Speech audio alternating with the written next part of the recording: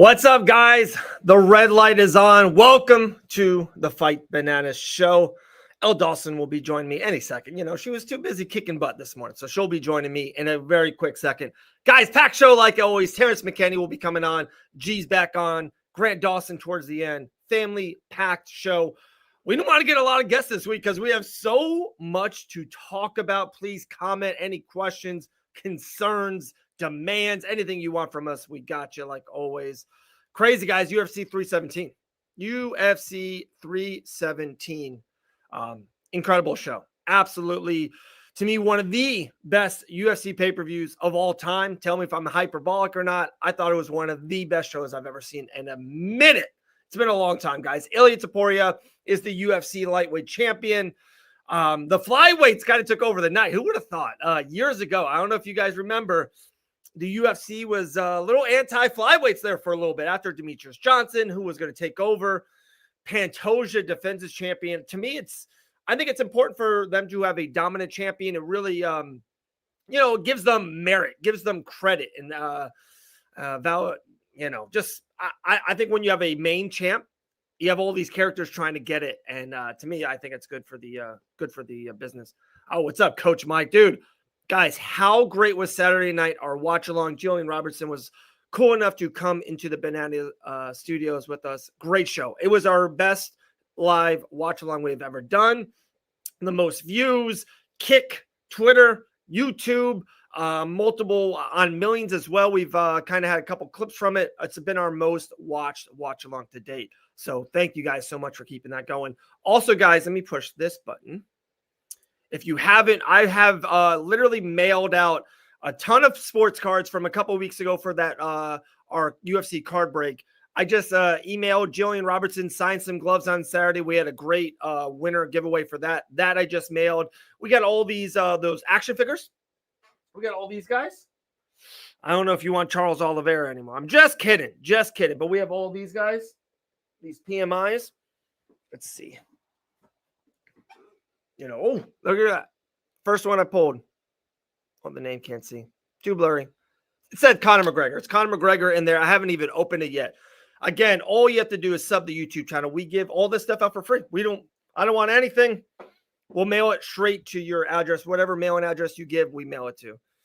Easily the best card of 2025. Yeah. No, I agree. Maybe the best overall. I completely agree with that, Greg. It might be better. UFC. Yeah, let's have that debate. We'll have that debate later with L. What was better, 317 or 300? That's a good debate because I thought the prelims were super underrated for UFC 317. Terrance McKinney with the win. He'll be joining us in 5 minutes. That heavyweight fight, Delgado's knee and knockout. I thought we saw a lot of high-level stuff in the prelims. It wasn't some of the biggest names, but then that Joshua Van fight and how good that fight was. I thought it was incredible. So we'll have that debate later, Greg. I appreciate that. But I guess let's get into it. I thought we'll wait for L. There's a couple things I want to wait for L on, but let's get into Ilia Topuria, guys. It's his show. It's his time. It's his era. We've posted about it so much, and I always say that we see you guys. We see you guys in comments and likes and shares and stuff on IG or on Facebook, stuff of that nature. And you guys are into the Ilia Topuria or just seeing what he has done. It's so funny because to me, he's not just like he's very easy to like. I like his mojo. I think it's super cool that he's with his son. His son had a tux on. Like how cool and cute that is. He's got the same girl by him since the very first fight in the UFC to now. There's something very likable about that. And then also, let's just be honest. It's a machismo sport. It's a very manly sport. He is leaks, that he has that in spades of he tells exactly what he's going to do. It's not this, it's not this Colby Covington type of thing. He goes, hey, Charles is going to walk forward to me and I'm going to knock him out in the first. And that's what he does. It's amazing how much, it's not ego, it's confidence. And for him to over deliver on it, it's insane. Volkanovski, Max Holloway, and now Charles. I know we're the three heroes. They're all beloved, and I get it. I love all the three of those guys too. But what Ilia is doing, yeah, there you go. Greg killed it. The look, the swagger, the confidence is totally off the charts. Norm, hey to you. Talking about saying hey to one of my favorite people on this planet. Just popped in, the ruthless one, L. Dawson. Hey guys, sorry I'm late today. No worries. I'm here to get my lunch. It's gonna be good. Dude, I know you're talking about Ilia right now because who else should we be talking about? Yeah, this show. I gotta be honest, I've always kind of like had this, I don't want to say dislike. He's not like the best on the mic. And it almost makes me at this point like him more. Yeah. Because I agree.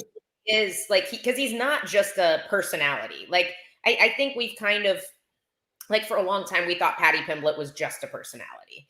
And now he's got some decent wins under his belt. And it's like, okay, maybe not. Sean O'Malley for a long time, we were like, no, he's just a personality. And then he proved everybody wrong, beating Petr Yan, winning the belt, etc., competing at the highest level. But like Ilia has never been just a personality. Like he's not the best trash talker. He's not the best at building, like at selling the fight, but he is the best at fighting. And I love that his superstardom has been built pretty much entirely off of just his performances. Like, I think that makes him a really, really special champion at this point.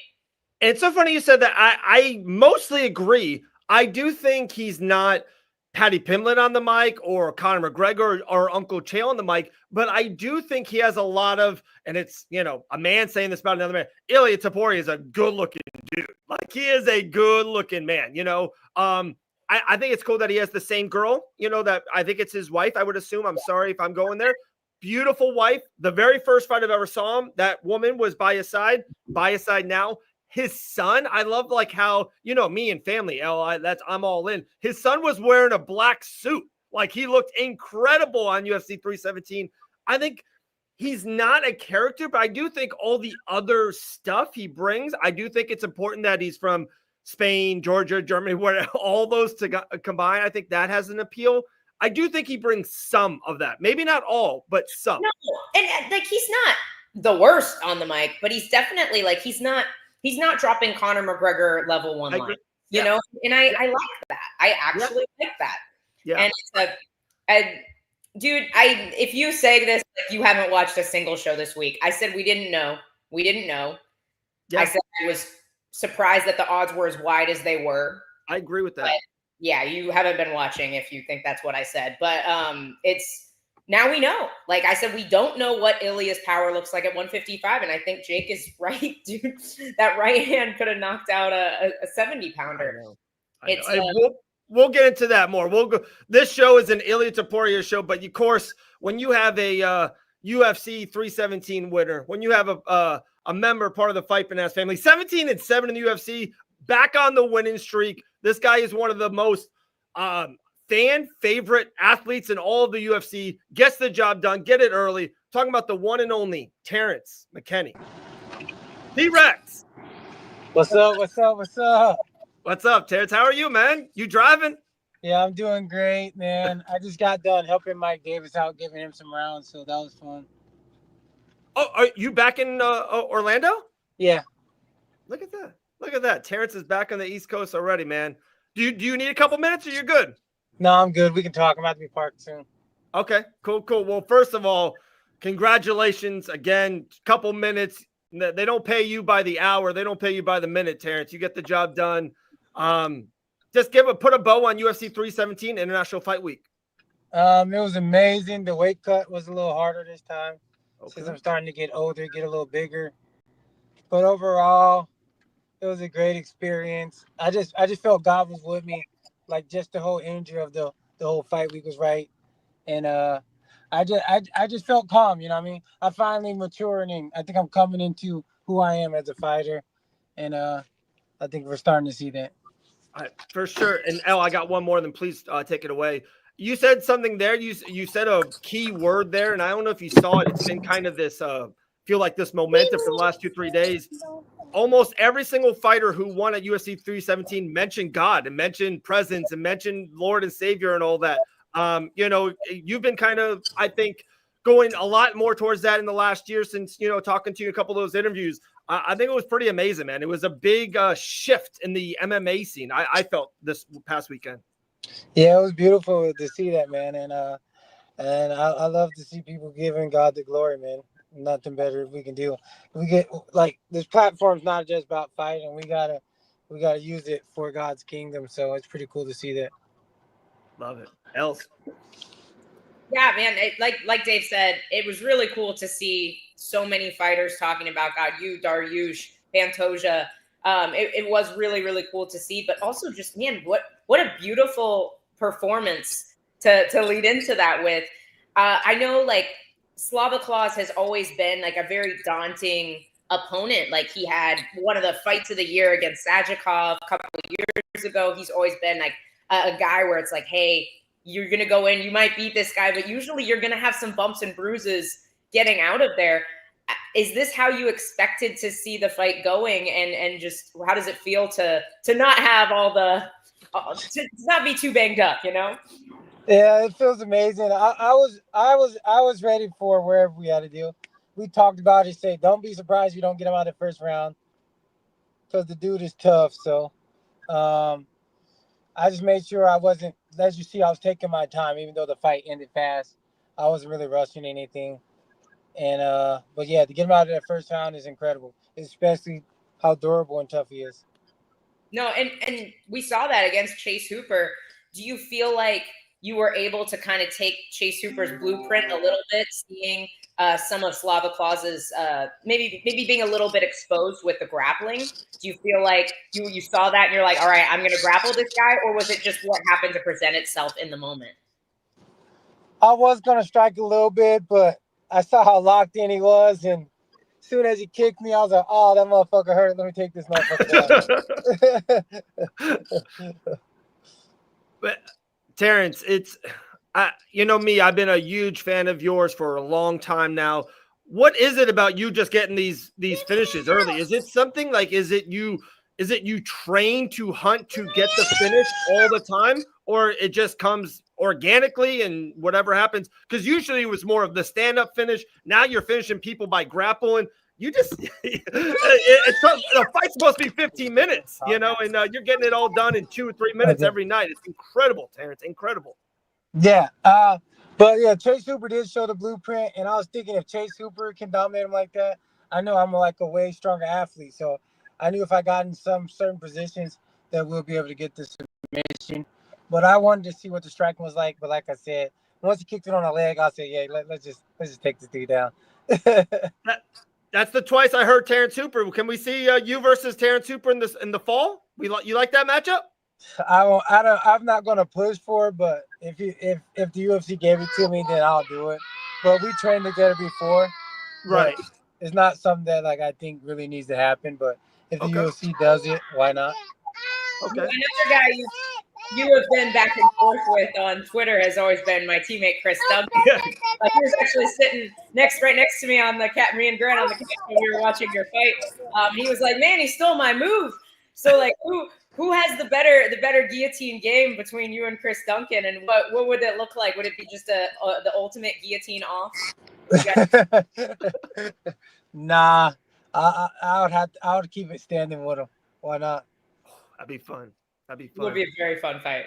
You got 2 wins already in 2025. Are you trying to go for that magic 4? You know, it seems like if you get a 4, especially 4 finishes, fighter of the year is kind of in sights. Is it something you want to get back into it? Maybe even late August, September to try to get one more in November, December. Is that your game plan, Terrence? I want to fight like October. I just need 8 weeks because, like I said, I'm a lot bigger. I'm already almost 190 pounds already. Wow. Yeah. So as long as I got 8 weeks, I'll fight anyone. But I'm thinking I would like Jordan Levitt next. That'd be nice.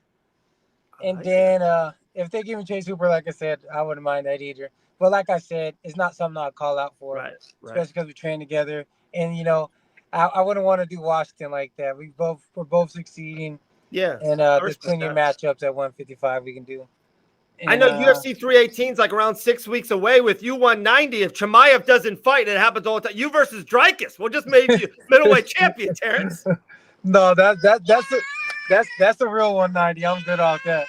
Okay, I got you.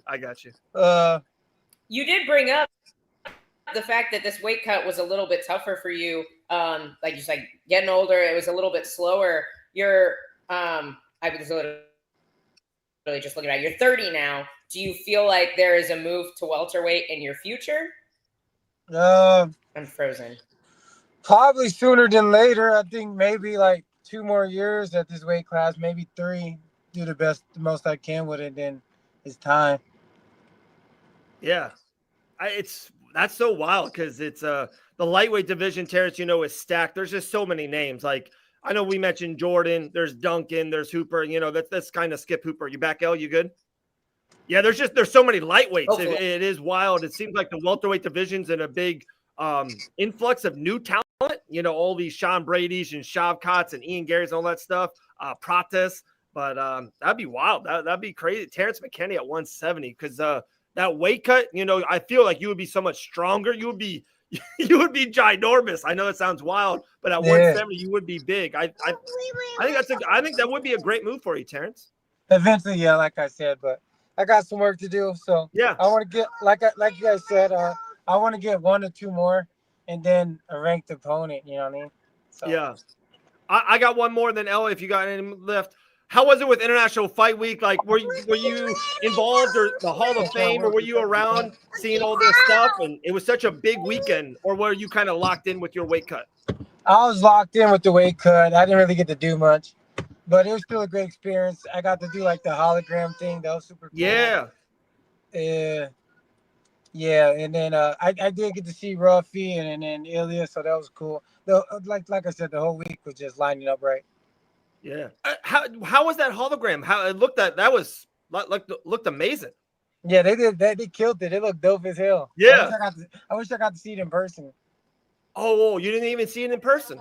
Nah. Oh, it was incredible. I saw a lot of people like taking pictures and videos of it. Yeah, that's sick as hell. Yeah, that's crazy. Wow. Anything else for Terrence? No, man, just huge congrats. Amazing finish, obviously. Like, I'm very interested to see who they give you next. Hopefully you get that. Jordan Levitt, like you said, he's coming off a quick finish as well.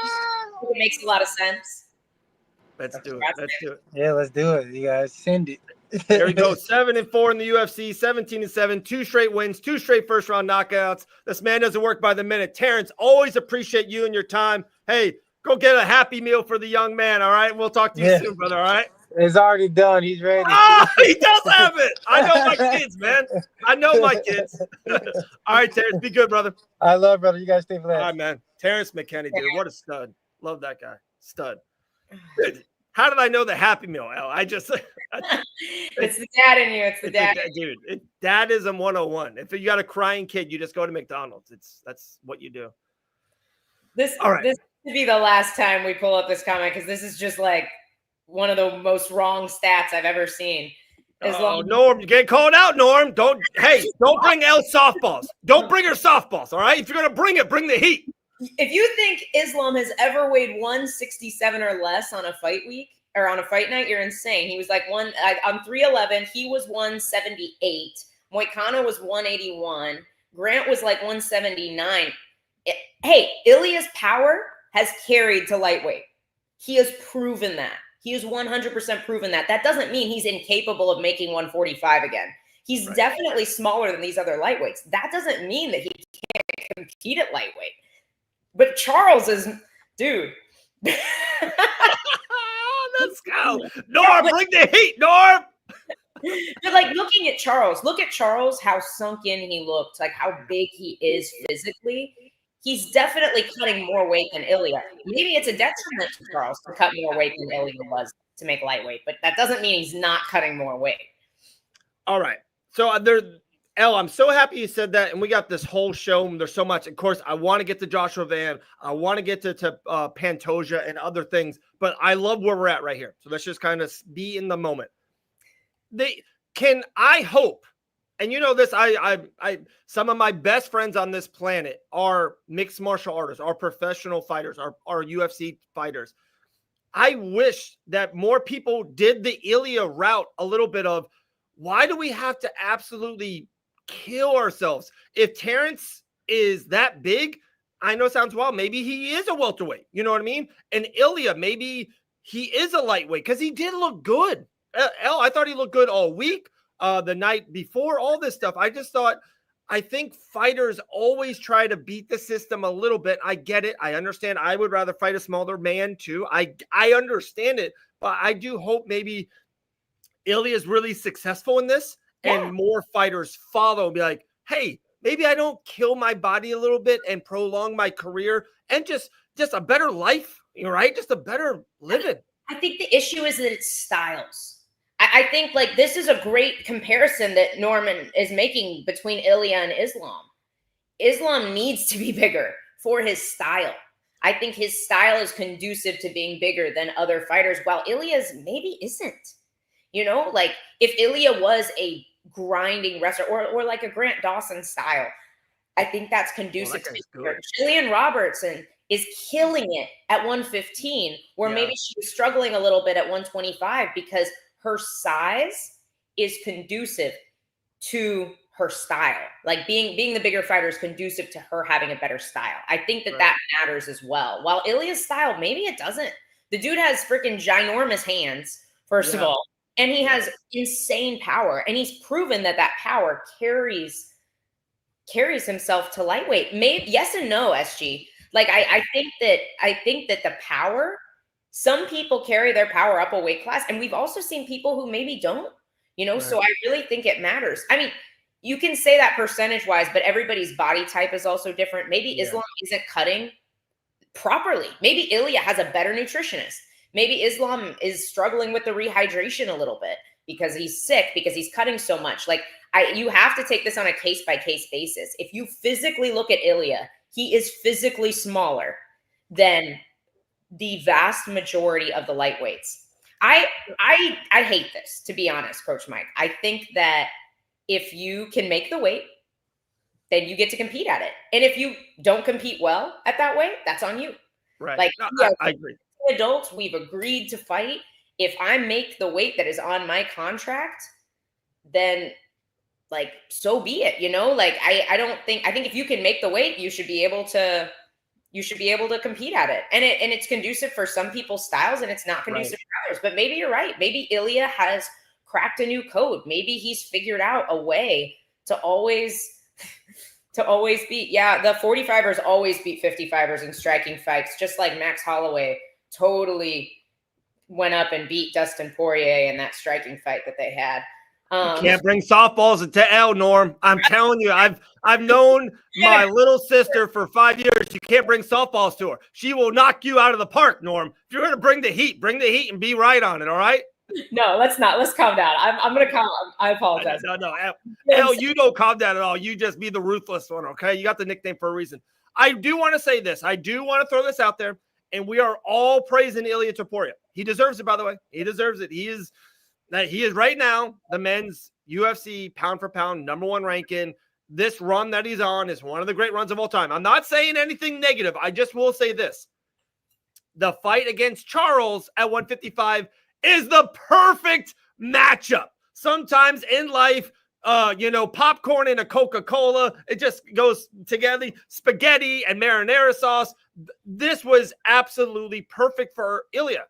I'm not saying he's not going to beat Arman. I'm not saying he's not going to beat Patty or Gaethje or Grant in 9 months. I'm not. But I'm saying is him versus Charles was perfect for Ilia. That's all I want to say. You think Charles is a better matchup for Ilia than Gaethje? I don't know why you think Justin Gaethje is going to have trouble with Slava clause. I don't know why you dislike Justin. Maybe you and Justin Gaethje fought. I don't know. You're supporting your teammate Dustin Poirier because he head kicked him. I'm not even a Justin Gaethje guy. He's just one of the most funnest fighters ever to watch. Justin Gaethje is a great mixed martial artist. He's really good, Al. You should look him up. He's pretty good at fighting. Pretty good. He's also older. He also doesn't have the same pop that he used to have. Like, he doesn't. No, but, wait. Maybe he doesn't have the best pop, but I will say this and tell me if I think he's still got a great chin. Max did beat him up for 4.5 rounds and then at the last second knocked him out. That man doesn't hit him and hit him hard. Gaethje's still there. I feel Gaethje's still tight.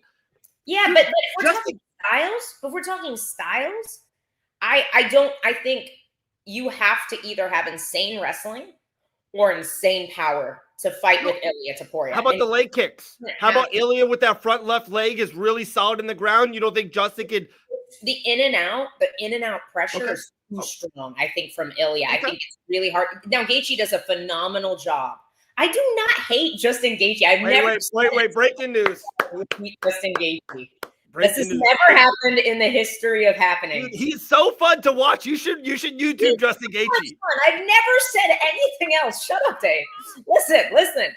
Gaethje does a phenomenal job of kicking the calf from like awkward angles, like really short. However, kicking from those awkward angles in a really, really short opens you up as well. Yeah, that's true. The way Ilia comes in, if you watch like slowed down clips of the way he sets his traps, the way he comes in, he covers distance so quickly. Good point. He covers distance so quickly, and he lands these huge hooks. And I think Gaethje gets hit with hooks a lot. If there's anything Gaethje gets hit with, it's big hooks. And we saw that in the Fiziev fight. We even saw that in the Michael Chandler fight, who I know we all don't rate super high here. And I'm just saying, I think style for style, on paper, Gaethje's style probably matches up. That is the best matchup for Ilia at 155. I think Charles has more danger. The one thing about Charles is, yes, he does get hit. And I do think that weight cut is probably, as he's getting older, it's probably starting to get a little much for him, which maybe he could have taken one more shot if he wasn't hurting to make the weight. I don't know. We can't know that. That's speculation. So I'm not going to say yes or no. That's what affected him. I think a lot of it was just Ilia's placement and power. But Charles is sharp on the feet. He throws big, like if we look at who Ilia fought at 145 that had a lot of power, we see Josh Emmett, who throws big looping punches. He's super fast, but he's short as well. And he throws those bigger looping punches, while Charles is a straight down the pipe, sharp kind of guy. He throws this really tight, really nice, sharp hook. And he also has the benefit of being dangerous on the ground too, where Gaethje really isn't. So I'm not saying Gaethje wouldn't last a little bit longer than Charles. MMA math doesn't always add up. But if we're just looking at it on paper, I think Gaethje was an easier matchup for Ilia for Charles Oliver. Just on paper. Love it.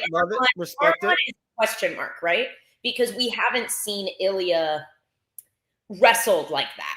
And so for me, I just want to see how he does against a guy who has an Arman type style. Dude, Norm hates Gaethje more than I do, Dave. I don't hate Gaethje. Norm said he sucks. Yeah. Norm, that's not true. Dude, Justin Gaethje is a first ballot UFC Hall of Famer. Like, what are we going on Justin Gaethje, guys? Come on. I love Justin. Look up Justin Gaethje. Like, what are we doing here?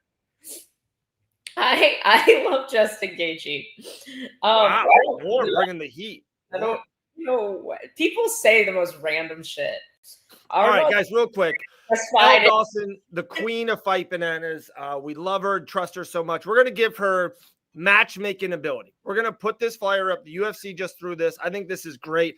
It needs to be one of these three. If Ilia Dawson was in charge of fight bananas and the UFC, and December in Vegas, Ilia will main event against A, Arman Tsarukyan, B, the great Justin Gaethje, or C, the money fight. The fight that they went face-to-face after UFC 317, Paddy Pimblett. Dana was so pissed. Dana was so pissed. All right. A, are we going without the fact that Gaethje and Paddy are supposed to fight already? Which everyone got on fight banana. Dude, Dricus Duplessis said it, not us. Dricus is the main event. They actually don't have a co-main event on the card. He said that's the co-main event. Like, sorry, not us. Like, not us. And honestly, that makes sense because I think, in my opinion, Paddy needs a Justin Gaethje, just like Sean O'Malley needed Petr Yan to justify a title shot. I think I totally agree. Needs a win like a Justin. I think Justin Gaethje is a huge notch in your belt. So if I'm matchmaking, I'm doing exactly what I think the UFC is planning to do, which is match up Gaethje and Patty. Here's what I think. Actually, let me rephrase that. I think the UFC is waiting to see if Max beats Dustin, because I think they want to do that matchup as a rematch at lightweight. I personally, I don't want to see that fight again. I don't want to see Max fight Ilia for a second time. I want to see Ilia fight a style that he has not fought yet, and that's Arman Tsarukyan. So if I'm in charge, I am matching up Ilia and Arman for the title, and I'm matching up Gaethje and Patty against each other to keep that division moving, for them to be, whoever wins that fight is the next title contender immediately after. I wouldn't even justify putting those on the same card. Wait. So you're saying, well, they're definitely at different times, because there's no way Ilia just fought. If I was in charge. Okay. So wait, hey, I respect it. You are in charge, El. You are. So you're saying in December, you would love Ilia versus Arman, and then by Patty and Gaethje. Sure. And I understand those guys don't want to wait that long. So obviously what would actually happen is they're going to fight in the next couple months. Yeah. Gaethje and Patty. And then at the end of the year, we have Arman and Ilia. I think makes perfect sense. Okay, go back to the Max thing. It's funny. You know me, I'm a Dustin guy. I see one verdict. I see Dustin Poirier winning, taking off the gloves. He's with his daughter. That's all I see. I'm a story guy. You know me. I'm a WWE guy. Dustin Poirier in New Orleans. Just give it all to me. Inject it in my veins, right? But if you're saying if Max wins, you think Max skips Arman, skips Beneil, skips Gaethje, skips Patty? They're not giving Beneil that title shot no matter what he does, poor guy. Here's my thing. If we're just paying attention to what Dana's saying, yeah, unhappy with the Patty matchup. He's unhappy. No. Wait. El, he's not unhappy about the matchup. He's unhappy that they let Patty in, because the Joshua Van one, he said, hey, whoever wins this fight is the number one contender. And they were very respectful to each other. And I think Dana likes that. Dude, we're getting to both of those guys in a minute. That fight, Joshua Van and Pantoja, wasn't on our 2025 card. That's the fight I want to see the most out of any fight in all the sport. Like, can you do me a favor? Can you just clip that cut of Banana Blitz where I was like, guys, what if Joshua Van pulls this off and they face off from last Tuesday? And then can you post it? And can you also DM it to Norm? Why didn't you tell me this 5 days ago, El? That was amazing. You literally said it. I totally forgot. I said this was going to happen. I'm sorry I'm running the media outlet, okay? I'm a little bit busy, okay? But so, okay. This is wild. So I get what you're saying. But Dana doesn't seem like he likes that matchup, because Patty's booked against Gaethje, which I think makes sense. And if he wanted that fight to happen, and if he was excited about that fight to happen, I think he would have not reacted the way he did at the press conference. Like, he seemed really annoyed that face-off happened. It was also kind of weird. Like, he was talking a little bit about Patty, but he was also talking about Arman hurting his back. And then Joe Rogan's like, you're talking about Patty. And I was like, I think just Dana knows they have Patty and Gaethje booked. So why set up another rival? 317 left the air with Ilia pushing Patty. I'm sorry. That's what we kind of remember. That's what it took a lot of the pictures. We post about it. It's been doing great on our platforms. It's not going to happen. And it's not going to happen. Well, so that's my point. My point is he said that Gaethje is talking about retirement, so he should just retire. He kind of implied that he doesn't want that Patty fight to happen. So those two, and we kind of know those guys are matched up. And he also was talking about Arman, which I do want to break this down a little bit, because I listened to the press conference. Me too. He said he didn't make weight. And I think what he was saying is he didn't weigh in.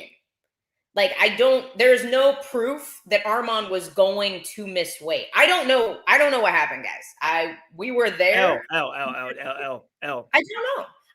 I'm not saying you know, L. I'm not saying you know. Listen, L. We're all grown-ups here, and we know a lot of behind the system, behind scenes stuff than more than the normal folks. Heard happened? No. I don't want you to spill any tea. Let me please don't. You keep it all to yourself. I'm throwing this out there. Before weigh-ins, there was no injury thing of Arman. He was at the press conference, right? That's the night before. He goes to cut weight for whatever reason, for whatever happened. 4 people out there really know. But just Dana White is telling us by his actions. I say this all the time, Mel. You and my kids, what they do, how they act is how I will treat them. Good, bad, or indifferent. What time is their bedtime? How they act. If they're being really good at night, they get to sleep up later during the summer night. Arman has been treated like absolute dog crap since that thing. So that tells me Dana and the UFC. I can tell you why. It's open knowledge if you'll just give me a second. What's that? Okay. This is what I heard. Even beforehand. Arman hurt his back at some point during camp, got better. While he was cutting weight, it seized up on him. What I think the issue is that the UFC thought he was fine to compete, and he said he wasn't. So that's where the discrepancy happened, and I think that's why they're super upset with him. This is all speculation. I have no idea. Maybe he couldn't make the weight. However, he didn't weigh in. That's the primary issue. Is he did not weigh in for a title. Why won't, if fighters were on weight, even if they could, they would weigh in. He was he was probably 163 pounds, El. Cutting, Dave, is what I'm saying. Yeah. He stopped. His back seized up. He probably had to stop cutting. Was the issue. No, I agree. I agree. Like previous injury that seized up while cutting weight is what typically, like, it's I've seen it happen to other people. But I don't think the issue was he wasn't going to make like that. It wasn't like, oh, we pulled out and pretended we were hurt because we couldn't make weight. We didn't weigh in because of the injury and we couldn't continue to cut weight is probably what happened, which the UFC is going to be pissed at you either way. So I think that results in the exact same result, regardless. It's just, I'm worried that this whole debacle with Arman is going to hold up the division. So if I am matchmaking, then I want this to move forward. And the way to do that is not to have Patty skip 8 places in one of the deepest divisions to fight for the title. The way to move the division forward is to have the number 1 contender fight and maybe lose. Like I'm just saying, if you're the UFC, how happy, and you're not happy with Arman, Ilia is, yes, it's a question mark, but he's still an insanely tough and scary matchup for Arman. And I think the UFC if they don't want to give Arman a title shot, Ilia beats him, then they don't have to worry about that again. It's like, no, we gave you your shot and now it's gone. And they don't have to work with him anymore. I don't know that that's the case and that's what they want to do. But if that was the case, to me, that makes more sense because then they have a matchup after that they're actually excited about, which is the winner of Gaethje versus Patty. And then they can have their title fight that they really, really want without holding up the whole rest of the division. Like guys like you're talking about Arman not wanting to fight Gamrot because he's waiting for the title. And Gamrot is, a guy who beat him and a super tough fight for everybody. Like, I honestly, I can't blame the guy, but I also feel for Gamrot here, Norman. I really do, because I think Gamrot is a lot like my husband Grant, where it's just super hard for these guys to find matchups. And part of the reason for that is the guys that are up in the rankings, they only want to fight amongst themselves, and they're not giving a whole lot of contenders opportunities to move up the rankings. And I think if we take somebody from number 8, push him to a title shot, it just holds up the whole division, Dave. I don't want to see it. And it's not just because I think that holds up Grant, which is obviously a factor, but I think that's the right move. I'm not in charge for lots of reasons, but that if I were, that's what I would do. That's what okay. I would do. So I got a couple things on that. And I'm not even defending Arman here. I think he pissed off the UFC and put himself in a really tough spot. Sorry. Yeah. Like Charles Oliveira, now it's July 1st, by the way. It's unbelievable. It's crazy how this year's flown by. But they fought on June, I believe 28th was the pay-per-view. Will Charles Oliveira fight for the UFC lightweight championship before June 28th of 2026? Wait, say that again. Will Charles A year from now, will Charles Oliveira fight for the lightweight championship? Again? Hang on, let me look at the rankings. 0%. Like, there's no, they don't fight enough. There's too many guys in the way. There's Patty, Gaethje, and Arman. Max, maybe. There's 0% that Charles fights Ilia or whoever wins the championship. 0. My point is about the Arman. I think Dana in the UFC, they don't see it as a missed or like, hey, he gets back to the spot. They almost look at that as a loss. It's not me saying it. It's the UFC saying it. I just don't think they want to give Arman the... No, I think you're probably right. Yeah, so like him sitting out this time. Say it again. That's why I think they're waiting for Max. Like, I'm honestly a little on board with you here, Norm, where it's like, I think we're just in this stale era of lightweight where it's a changing, we're in an issue of a changing of a guard. And this is why welterweight isn't running into this issue right now and why welterweight is the most exciting division. And it's because like 4 people in the top 15 are over the age of 30. Like the welterweight division is so young and hungry right now. Yeah. I think lightweight, there's a few guys that are very close to retirement in the next few years. And like Dustin is going to retire. I think that's going to help move things along. And not because he is holding up the division by refusing to fight people, because he fought Benoit Saint-Denis when he had nothing to gain from that. But I just think it'll move things a little bit more. And then you had all these guys jumping into the lightweight division, Max, Ilia, coming from another weight class. I think it really holds things up. What is this hate for Justin Gaethje? This is crazy, guys. I'm not even a pro Justin Gaethje. I just respect how funny he is to watch. Justin Gaethje, like what are we? We are an unhate Justin Gaethje platform. So we're not even going to put that comment up. I'm sorry, Norm. Justin Gaethje is a stud. A stud. David's taking this very personally, guys. Like, how good, I'm just going to throw this out there. How good did Rafael Fiziev look against Ignacio just 3 weeks ago? Yeah. He looked pretty freaky good, guys. Justin Gaethje beat him twice. One was short notice, but it is like, that's the fight game. That's the fight game. But where do we put Ignacio? Oh, out of the 15? Where are we ranking Ignacio? So it's like 20? Yeah. Maybe. We honestly, it's hard to say. It's very hard to say. I wish we got to see more Jalen Turner, to be completely honest with you. I'm sad he retired and we didn't get to see, because I think he's a very unique fighter. But I'm happy though he did. And dude, if you don't love it, like boom, roll. Here, Humble Man 420. There you go. Some Gaethje love in the comments. Let's Humble go. Man. DMS your mail-in address. We'll send you something for free. We got signed cards. We got toys. We got gloves. Humble Man 420. DMS your mail-in address. We'll send you something for free. We appreciate it. Humble Man. He's ranked 13th, Norm. He's number 13. Actually, 15 now. Wait, they moved him again? Yeah. He's not happy about it. Yeah, he's not happy about it. But he's still ranked, right? 15. Yeah. Okay. He's still ranked. He's still ranked. They put him behind Benoit Saint-Denis. Okay, so this is what happened to the lightweight. This is the funniest thing ever. I know. This makes no sense to me. So a few weeks ago, Grant was number 14 under Benoit.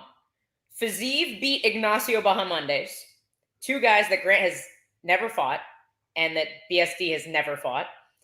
And they therefore moved Grant up to 13 over. I like it. And then last weekend, Ilia beat Charles, who are both ranked way, way further up in the division, and they moved Grant back down to 15.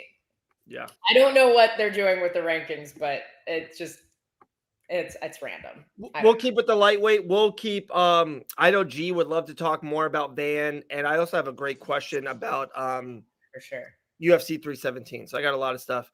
No worries. Just sub. Thanks for being so chill and reading the comments. Keep going. Dude, humble man. Dude. We're stopping the show for you, Drew. That's what we are. That's what we do here. All right. Ilia out of 45. So Ilia was still, it was so funny. Ilia was ranked like 3rd at featherweight. Yeah. which doesn't make any sense because the two guys that he knocked out were ranked above, or two of the guys he beat were ranked above him. And then now Max is still ranked at featherweight, which makes no sense. And lightweight. And Ilia is not ranked at featherweight anymore. And That's Islam is still ranked at lightweight. Yeah. But he's fighting at welterweight. This is a weird mess. We had it. Something happened with the computer. I had 10 things to show and it didn't come up on. Actually, let me try to do it. It was that good. And then this is the last thing on the Arman and Ilia thing. Nope, this one. Okay, here we go. Let me just bring that up real quick. All right. This drives me crazy. Ilia Topuria fought Alexander Volkanovski and Max Holloway. But by the way, before that, Josh Emmett and Bryce Mitchell, two top 10 guys, featherweight, two good guys, different, avenues of way to win. Then fought Volk, then fought Max, moved up to lightweight to fight Charles Oliveira. Like, how much unscared can you be? Like, how much respect, how much fight, how much dog, how much whatever buzzword you want to say for Arman to say Ilia Topuria is scared? Like, are we in gym class? What are we doing here? Hey, you of all people should know. You don't always say the thing that's real. You say the thing that gets attention. You of all people should know that from running an MMA Facebook page. That's a good point. That clickbait sells. All right. That's really good point. Hey, we scared of him? Of course not. But what's he gonna? What's like? The dude is desperate to get a title shot right now. He knows the UFC's pissed at him. He knows he might get passed over by literally somebody said Patty got moved down to 10. So now the 10th ranked lightweight might get the next title shot. That's what we're pushing for. He thinks he might get passed over by the 10th ranked guy. He's got to say whatever he possibly can to get this fight to happen. El, you ready for this one? And I know you might not love this. Arman should have jumped the barrier and ran into the octagon. He should have made a stink. Like, he should have been enraged. Like, if he's trying to get over and even security stopping him, and even if he doesn't get in, it's a thing. If he's got to do something, El. Yeah. He should have been backstage. Jorge Masvidal 3-piece in a Soda Leon, and he got like title shots 5 times in a row after. It's like, you got to do something. Talk about that today. My one thing is like, okay. Do you remember how big of like an ordeal it was when like Conor and Khabib got in a fight and Khabib like flying eagled off the side of the cage and freaking like landed on Dylan Dennis's head? They got in trouble. And they were literally like the two biggest names. They were like the UFC's ultimate cash cows. Now you're Arman Tsarukyan, like just to play devil's advocate. Like I think this is him making a stink is like, I just got to do it online because if I'm Arman Tsarukyan, it's like, okay, I'm on thin ice with the UFC. I don't know if they would let me get away with doing something like that. I kind of see maybe not trying to fight security to get into the cage, but I get what you're saying. Like, yeah, he needs to sell it. And that's how I think he's trying to do it online. I don't know if it's working, to be honest with you. But I think he's at least trying to sell it. And Al, here's another thing, and it's a bad thing of the business. I know they cut Muhammad Mokaev for less. So if we asked 100 casual MMA fans, and maybe we'll do that, maybe we'll do a poll. If you want to see Ilia in December fight Arman or Patty, who do you think wins that? Patty wins. Yeah. And I get it. I totally get it. And like Norm's talking about, close fight with Charles. Charles got trashed by Ilia this last weekend. Like, people aren't looking at it. Oh, I don't like that debate though. That drives me crazy. But I'm just saying for the casual fan, it's like, no, of course I don't want to see that. Like, but it's we just gotta stop giving this guy a platform to put comments up. No, I understand Dana's wife was pissed because Ilia's wife and kid were in there, but I think he was also upset because as DDP leaked, Patty and Gaethje are already set to fight. Like, he doesn't want the fans hyped up. They almost like, You know when you try to sell something and people get really excited about it and then you wait too long to come out with it? Like the excitement, like kind of look, think about Tom Aspinall and John Jones. Good point. Think about how excited we were about that fight for a straight year. Yeah. Now we're just like, because we were promised it so many times. Yeah. And it's gone now, you know, like it's fizzled. And I think he's worried that maybe the hype will fizzle. Right. Since we already have this other fight set, which isn't for a couple months or a month or two.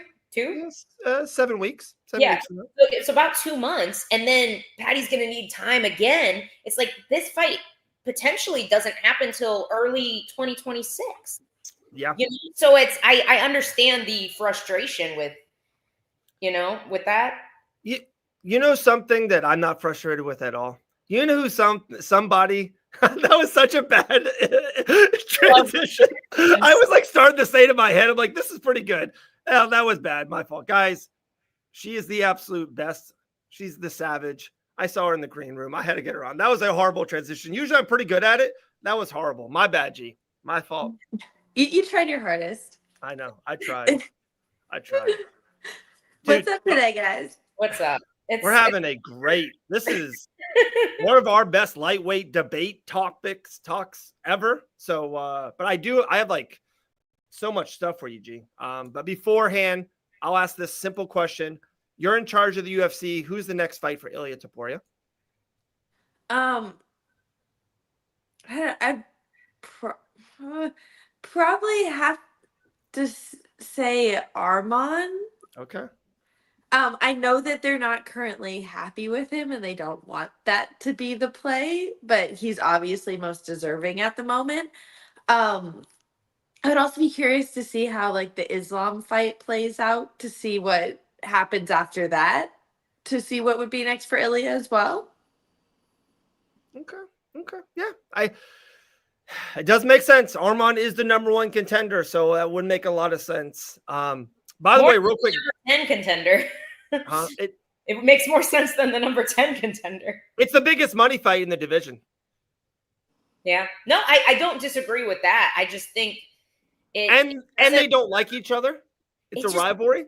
This worked at flyweight because Pantoja had already beat 1 through 10. This worked at 205 because there was just nobody that could fight Alex Pereira at that moment. Like it's just not the case at lightweight right now. No, I agree with you. I agree. But Ilia versus Patty, and let's just be honest too. I think we all think the same thing. I think we all think Ilia beats Patty Pimblett, right? We all do. It would just Ilia to me right now is the biggest star in the industry. Bigger than Sugar, bigger than O'Malley, bigger than Islam, bigger than Aspinall. Jones left. To me, Ilia's #1. So if you give him against maybe one of the biggest stars in the business a win, another win, and it's a rivalry, oh my goodness, guys, we have Conor 2.0. Like we have it. So just throwing that out there. I just don't see how a win over Michael Chandler gets you a shot, like a title shot. You know, I think that Patty needs a little bit more under his belt. For sure. I think all three of us agree on that part. For sure. Real quick, guys, Saturday night, UFC 317, we had a watch along. Gillian was here in the Banana Studio. It beat every number. It beat our best watch along ever. Kick millions, YouTube, clips from it. It was the best watch along we have ever done. So shout out to everyone out there. And of course, shout out to Gillian Robertson for being in the building. So shout out. Dude, we got some fajitas beforehand too. We ate good. Ooh, fajitas. I'm just waking up now after the Sunday morning brew. Dude, I said that to my wife. I've never been more tired in my life. Never. Can't believe you guys. Guys, Dave is a gangster. Dave did island fights Friday night. Yeah. Didn't sleep. Drove home. Stayed up all day. Stayed up all night. Watched the fights. Watched the press conference. Like, yeah, psycho. It was bad. I usually can. No, I was bad. I fell asleep Sunday during the day. Yesterday I even took a nap. I haven't got over it yet. But by the way, Island Fights was incredible. L and G, you will love this. L, you know this kid, that Matt Hafner kid, the flyweight. Yeah. He won the main event again. He's the ranked #1 amateur flyweight in the country. He just broke the record. He's the #1 amateur in the country. This kid is so good. So good. Him That's and awesome. Joshua Van 2028. It's happening. Dude, we haven't even talked about Joshua. I know. I've been waiting for G. I've been waiting for G. I've been flirting with Norm in the comment section. Let me get this picture up. I've been I think G will like this. Here we go. Let me push this button. I had it. I don't know what happened to the computer. Here we go. It's official, guys. Joshua Van climbs up to #1 in the UFC flyweight rankings. He is Mr. Fight Bananas. We loved him on Saturday. We've loved him for the last couple months. 2 wins in 3 weeks. And not even that's just how he's winning, the dog in him, how he looked, how he communicated afterwards, what he even did with Pantoja. I loved how much they were cool with each other. Hey, we're going to fight for the championship, but very respectful.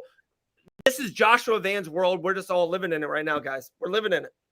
Oh, yeah. I saw a stat today saying that he's the first fighter to challenge for a belt that was born in the 2000s. Like, just crazy to think. Did you I was a junior in high school. This kid is so young that he just knows Forrest Griffin as the PI guy. Oh, God, no. He was like, Forrest Griffin? Oh, the PI guy. It's like, no, not the PI guy. The greatest fight ever, probably. One of the greatest fights of all time. Yeah. He was also 2 during that fight, though. So he gets a pass. How young he is. That's so crazy. No, it's absolutely mind-blowing. He's so talented. He honestly, like, there's some things that I see in Topuria that I see in Van of just how well he's able to stay in position.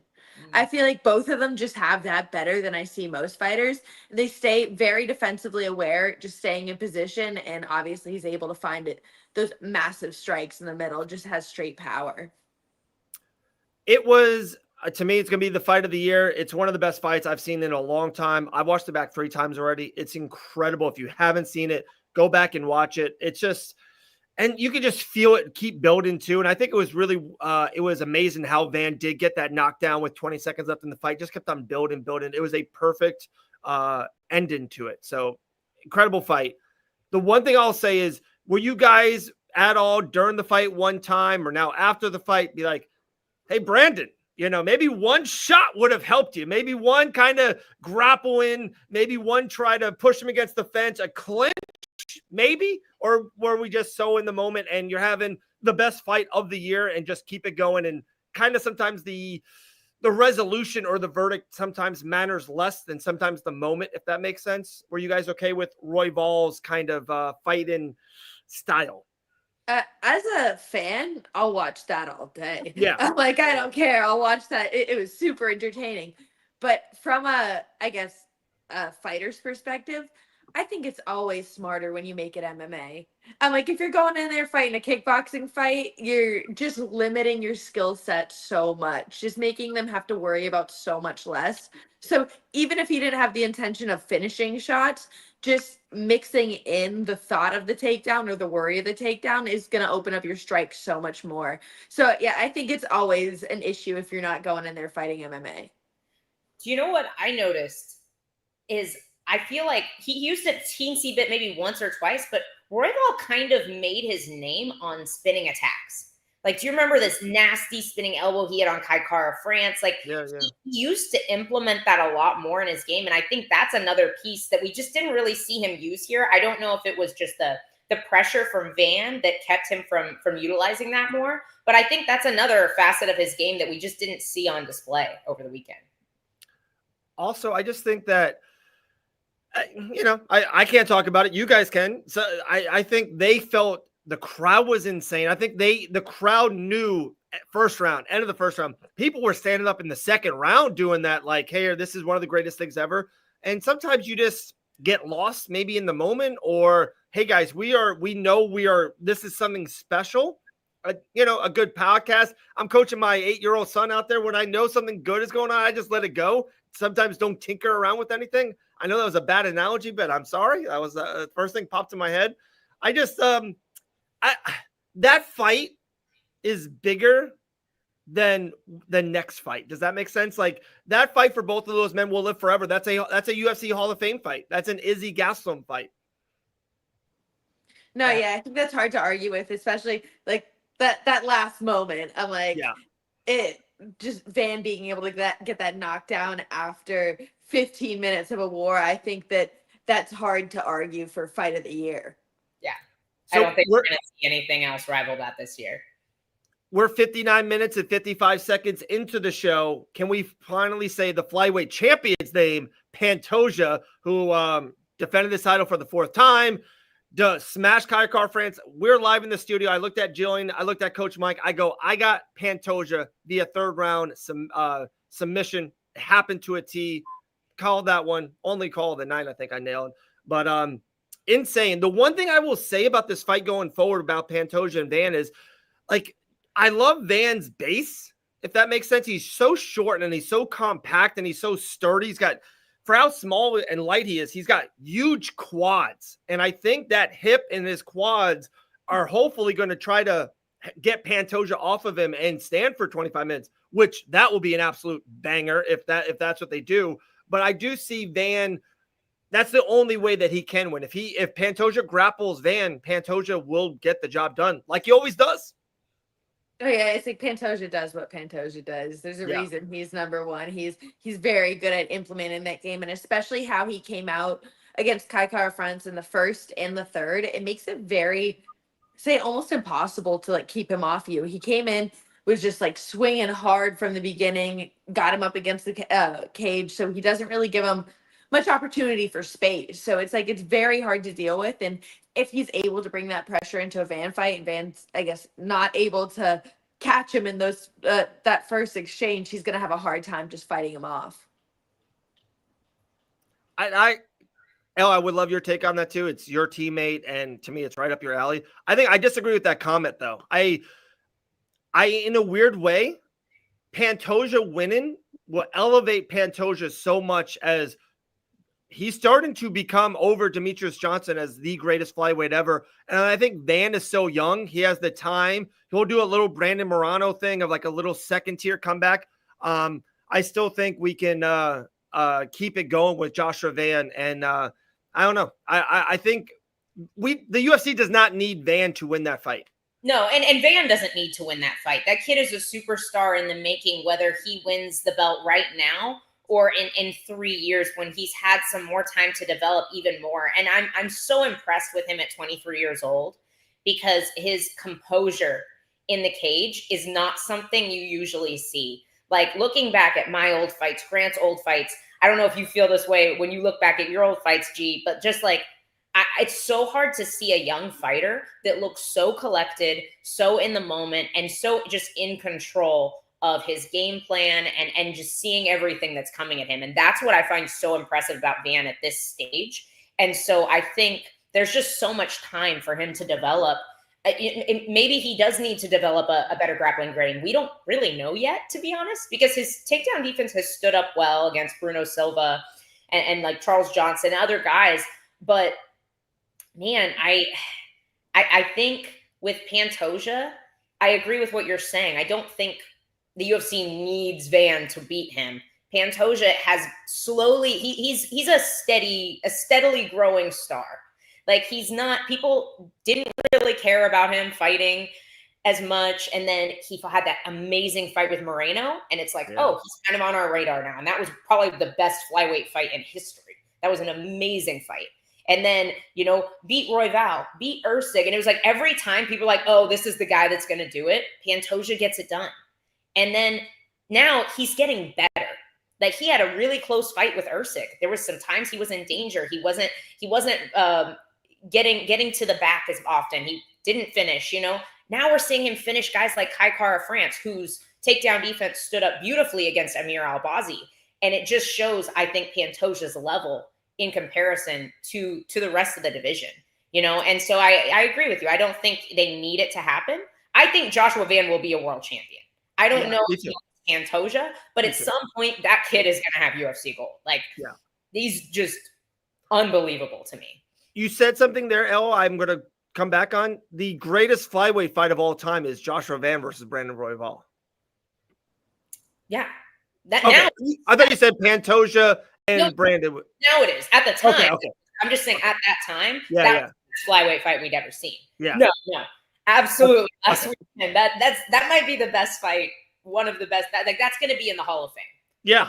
100%. Yeah. Top Like, 10 fight I've ever seen in my life. Like, stamp it right now. All right. Another kind of big ballpark question for both of you guys. I was debating about this earlier in the day. Someone said it, Greg, our main man, Greg said it earlier in the comments earlier. What was a better card?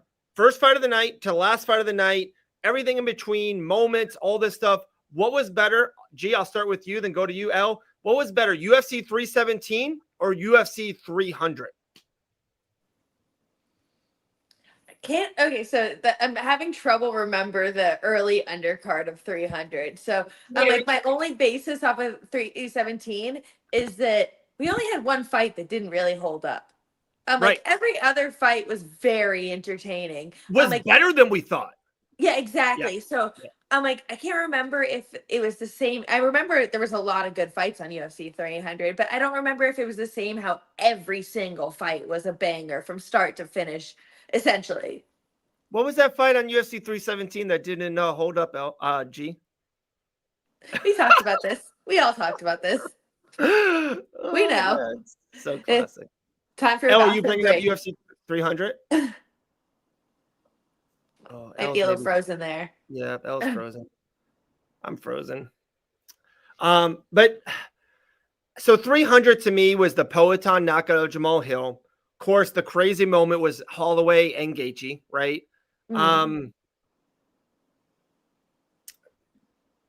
Charles and Arman was a really, really good fight. UFC 300 wasn't Yuri versus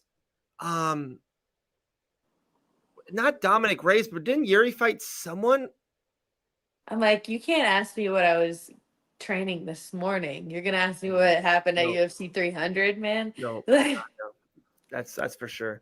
I just thought, and I know, it's no diss. We're not dissing UFC 300 because it was great. Oh, thank you, Rockage. Thank you, Sean. Thank you. I just felt like with Ilia moving up, what we saw out of Van and Royval, even like we said, Delgado, Terrance McKinney was just on the show. Those heavyweights banged at the earlier. I thought the Moicano and Benny was a solid fight. Peyton Tablet, who we haven't even mentioned yet, was such a good fight. He lost the first round against Lima, who's this really high prospect. And then Peyton turned it on for the next 2 rounds. What a great fight that was. I just thought the night was so good. I don't know. I know this is us being hyperbolic a little bit. I thought UFC 317 was better. I do. I thought it was one of the great pay-per-views I've ever seen. Oh, yeah. It was definitely, like I said, from start to finish, there was really hardly any lulls in the card. Even like in the fights, there was hardly, everybody was there to fight from start to finish. And I was surprised that there was only 2 fight of the nights given out, 2 performance of the nights. There's 1 fight of the night to Van and Royval, obviously. And then Topuria and RoboCop were the 2 fight of the nights. I'm like, I'm surprised McKinney and Silva both didn't get one too with the 30-second finishes.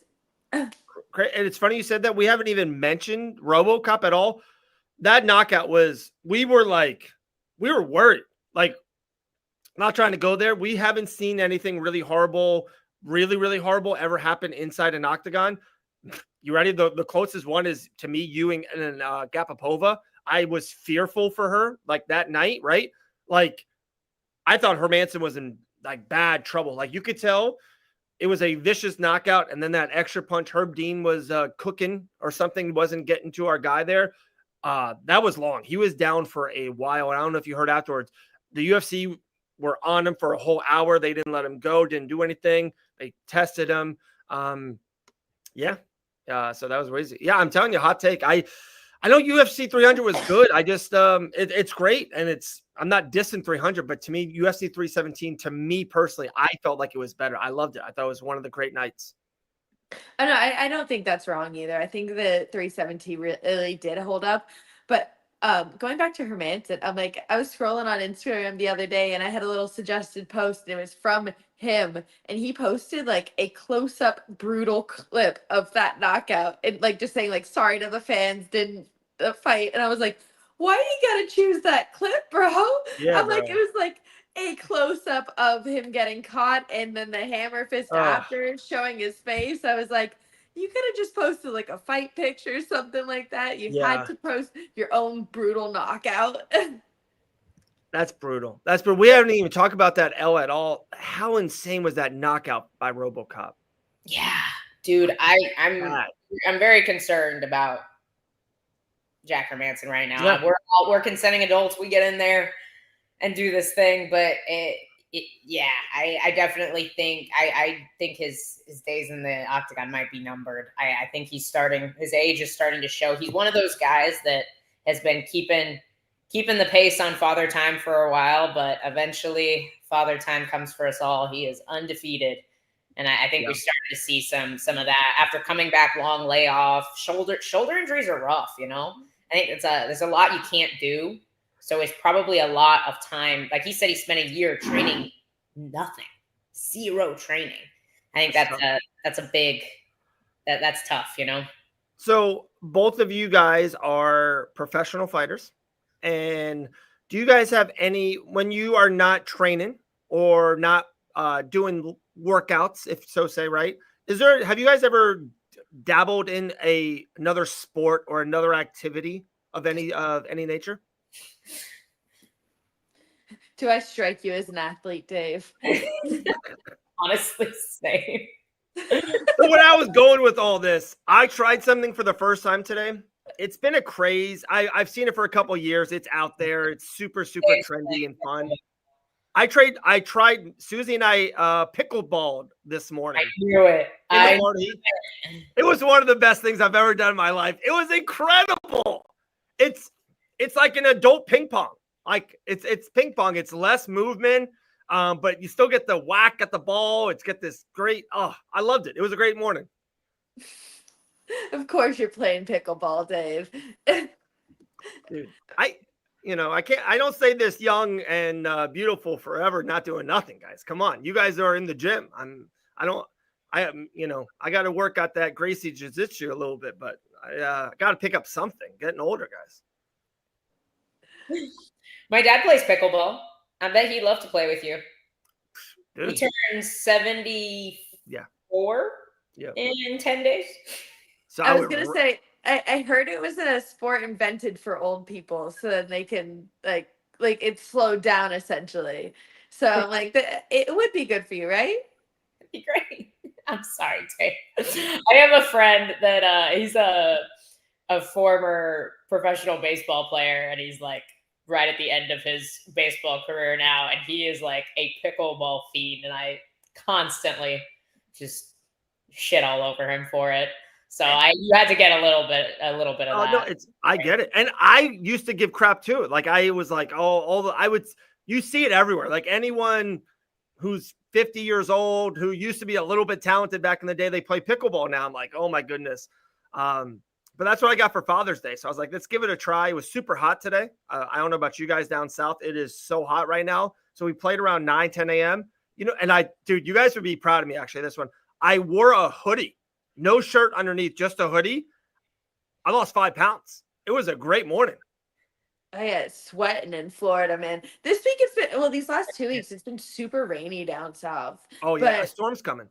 I'm ready for that sun to come back. That's all I need. Yeah. Are you worried about any storms? I remember last time you got like flooded, didn't even know it was coming. I was like, yeah, we're going to Charleston, South Carolina. It's been fine. We've literally never had an issue with a single storm here. Never had. Weren't you flooded one time? You and Dalton Rosta was flooded? No. The Miami airport flooded, but that's like an hour. Oh, that's what. Okay. 10 minutes from my house. Okay. I've literally never we had some heavy rain, but we had no flooding in our house. I've never had an issue. All right. Knock on wood. Yeah, knock on wood. All right, 3 last things. We'll let G go. G, she has been cooking for Fight Bananas. We absolutely love and adore G. We're off this week. There's no UFC this weekend. We can all kind of July 4th. I'm a big July 4th guy. Love America. Love summer. Love maybe a couple cold drinks. It's right up my alley for sure. But after that, UFC goes to Nashville. Actually, I love Nashville as a city. Decent, not decent to mediocre card. After that, they go to New Orleans for the last dance, Poirier and Holloway. And then after that, it's the UFC Abu Dhabi card, UFC on ABC on the 26th, which is magnificent. 4 or 5, extremely high-level fights. guys, for the next 3 weeks, have you guys looked into those cards? Is there anything? Is it all about Poirier? Are we on the Last Dance tour with Dustin Poirier, or is there something else? Are we excited for Mosar versus Pico? How about Peter Yan versus Marcus McGee? Whitaker versus RDR? Like, that card is insane. I think it's hard not to say that this isn't like the Dustin show coming up. I'm like, Yeah. it's all about him. Like, he is just such a legend in the sport. To watch his Last Dance, it's like it's gonna be something special. Do you know what I'm freaking excited about? My girl, Carly Judice. I freaking love watching this girl fight. Love watching her fight. Dave, don't you dare make this face. Dave was like, she's 3-2. I'm gonna bet on the 6-0 girl. And that girl had fought nobody, and Carly smashed her. You're right. This girl came into the UFC with like just not a lot of grappling, but some of the crispest, like nastiest, just bat out of hell striking I've ever seen from a girl. Love watching her fight. I know Dustin knows her. She's from the same area. She doesn't train at ATT or anything. I just really like watching her fight. So that's a diamond in the rough that I'm excited about. I think Ikram Aliskerov and Bruno Ferreira is going to be really. That's a really fun fight. And dude, Dave, you didn't even talk about Brendan Allen and Marvin Vettori. Oh, I was getting there. The long-awaited. Are they really not on the main card? Did you see they posted the main card at the pay-per-view and they're not on it? To me, that's the co-main event. Do you know? I literally do not know one of the guys that's in the co-main. I've never heard. Not the feature fight. The feature fight. It the is co-main. They had Ige and Pitbull. Oh, it's Ige and Pitbull now. Okay. I don't like that fight. Am I wrong on that, guys? I'm just not. The Google schedule is all over the place. They need to update this. I was like, this is UFC right order. I was gonna say the Google schedule is always all over the place. Honestly, it literally has a 7-1 guy that I've never heard of fighting Robert Valentin for the co-main event. I was like, that can't be right. I don't know what it is. Yeah. They don't update the Google schedule until like the week of. Same with the UFC schedule. Even it's usually like fight week is when you really get the official fight schedule. Like, I feel like if you're looking for an event that's like far out, Wikipedia is always the one to go to. They always have like all the like even like question bouts, like maybe like everything listed there. So whenever I'm trying to look up cards, I'm always going to Wikipedia. Shout out. Yeah. Shout out Wikipedia. Yeah. Dude, I go right to Twitter. I go to my main man, Big Marcel. I look him up, dude. He's got some great stuff. He's got that. Yeah, that paper. Technology's usually pretty up to date too. But see, they don't have the order yet either. Yeah, they have Michael Johnson and Daniel Zellhuber right underneath the main event, so that's not up to date either. But that's a fight. That's a fun fight. That is a freaking fight. Yeah, it's a fun fight. That should be the main event of the prelims. Yeah. Get you ready for the main card. I agree. But so Marvin and Brendan Allen are not on the main card? That's what it said. Is it like the fight? Because you know how sometimes they'll put a really good fight at the end of the prelims that's like supposed to entice you to buy the pay-per-view? Is that where they're putting them? I guess, but guys, the main card is like it's bad. Like it needs Brendan Allen and Marvin. Yeah. Like, the UFC, they're a multi-billion-dollar company and they know what they're doing. They got Poirier and Holloway. Everyone's ordering that pay-per-view. I cannot wait till you watch it. We're all getting it. So they just know they don't have to put anything, like they're not giving us anything else. It's wild. It's kind of bad. By the way, are you guys going to New Orleans? No. We can't unless Grant absolutely does not have a fight. We can't leave. I know it's so horrible to me to do this on air. We should talk off air about this. But I think the Van Alkens are going to be a little bit on vacation, but maybe that might be a watch along. For maybe I'll fly in to. No. The opposite. Maybe it's a watch along at the Dawson's house. Oh, yeah. Not really as cool as going to New Orleans, but okay. Yeah, no, that might be something we can do. I'm sorry. I'm the worst. Charge of the button. Norm might get blocked. Dude. Don't even worry. You killed it, like always. So, okay. El, you missed it. Me and Gillian are on UFC 317 over 300. your last take, and then we're letting G go. What are you with us, or is that too much, too quick? Here, hang on. So 317. I need both cards pulled up. Give me a second. You okay with this, G? Yeah. Okay. If you need to go, tell me to shut up. Okay. Because I can't think of three. Didn't Moicano fought Turner? Yeah, and no. But Turner fought Bobby Green. Send Bobby Green to the Shadow Realm. I thought Jim Miller fought Bobby Green. No, Jim Miller fought Bobby Green. You're right. Yeah. You're 100% right. Yeah. Moicano fought Jalen. Come on. I'm sorry. I was forgetting the Whaley versus Yan Shannon. Wait, on UFC 300? Yeah. That was the featured fight. That's right. I know. Holloway and Gaethje. Yeah. Arman and Charles, which wasn't like a good fight. But good fight. Bo subs, Cody Brundage. Oh, that's horrendous. That kind of just was like, Yep. That was not a great fight. No. Yuri and Alexander Rakic was a good fight. That was fun. Aljo and Calvin Kattar was okay. It wasn't the most exciting fight. Good performance by Aljo. 317. Kayla had a really good performance against Holly. Okay. Diego Lopez and Sadiq Youssef. That was a good fight. That was fun. Diego Lopez. That card was awesome. But I mean, it was a minute and a half long, but it was still fun. And then Moicano and Turner was honestly, that was a good fight. Moicano and Turner. Good comeback. Jessica Andrade fought Marina Rodriguez. Dude, did you see Marina Rodriguez's last fight? It was not a good fight for her. Not a good night for her. Saying. Dude, the opening prelim was freaking Davison Figueiredo versus Cody Garbrandt. But that fight wasn't that good though. It wasn't that great. It was like I think 300 had like bigger names. But the better night of fights was UFC 317. What I was gonna say. Yeah, no, bigger names, but if we're just looking at entertainment value, I think 317 was a better card. I'm agreeing with you guys. Okay, look at that. 3 votes for 317. That's it. We declare it. It's probably going to be event of the year. No, I'm not SG. I'm sorry. I'm the other way. 317 was better.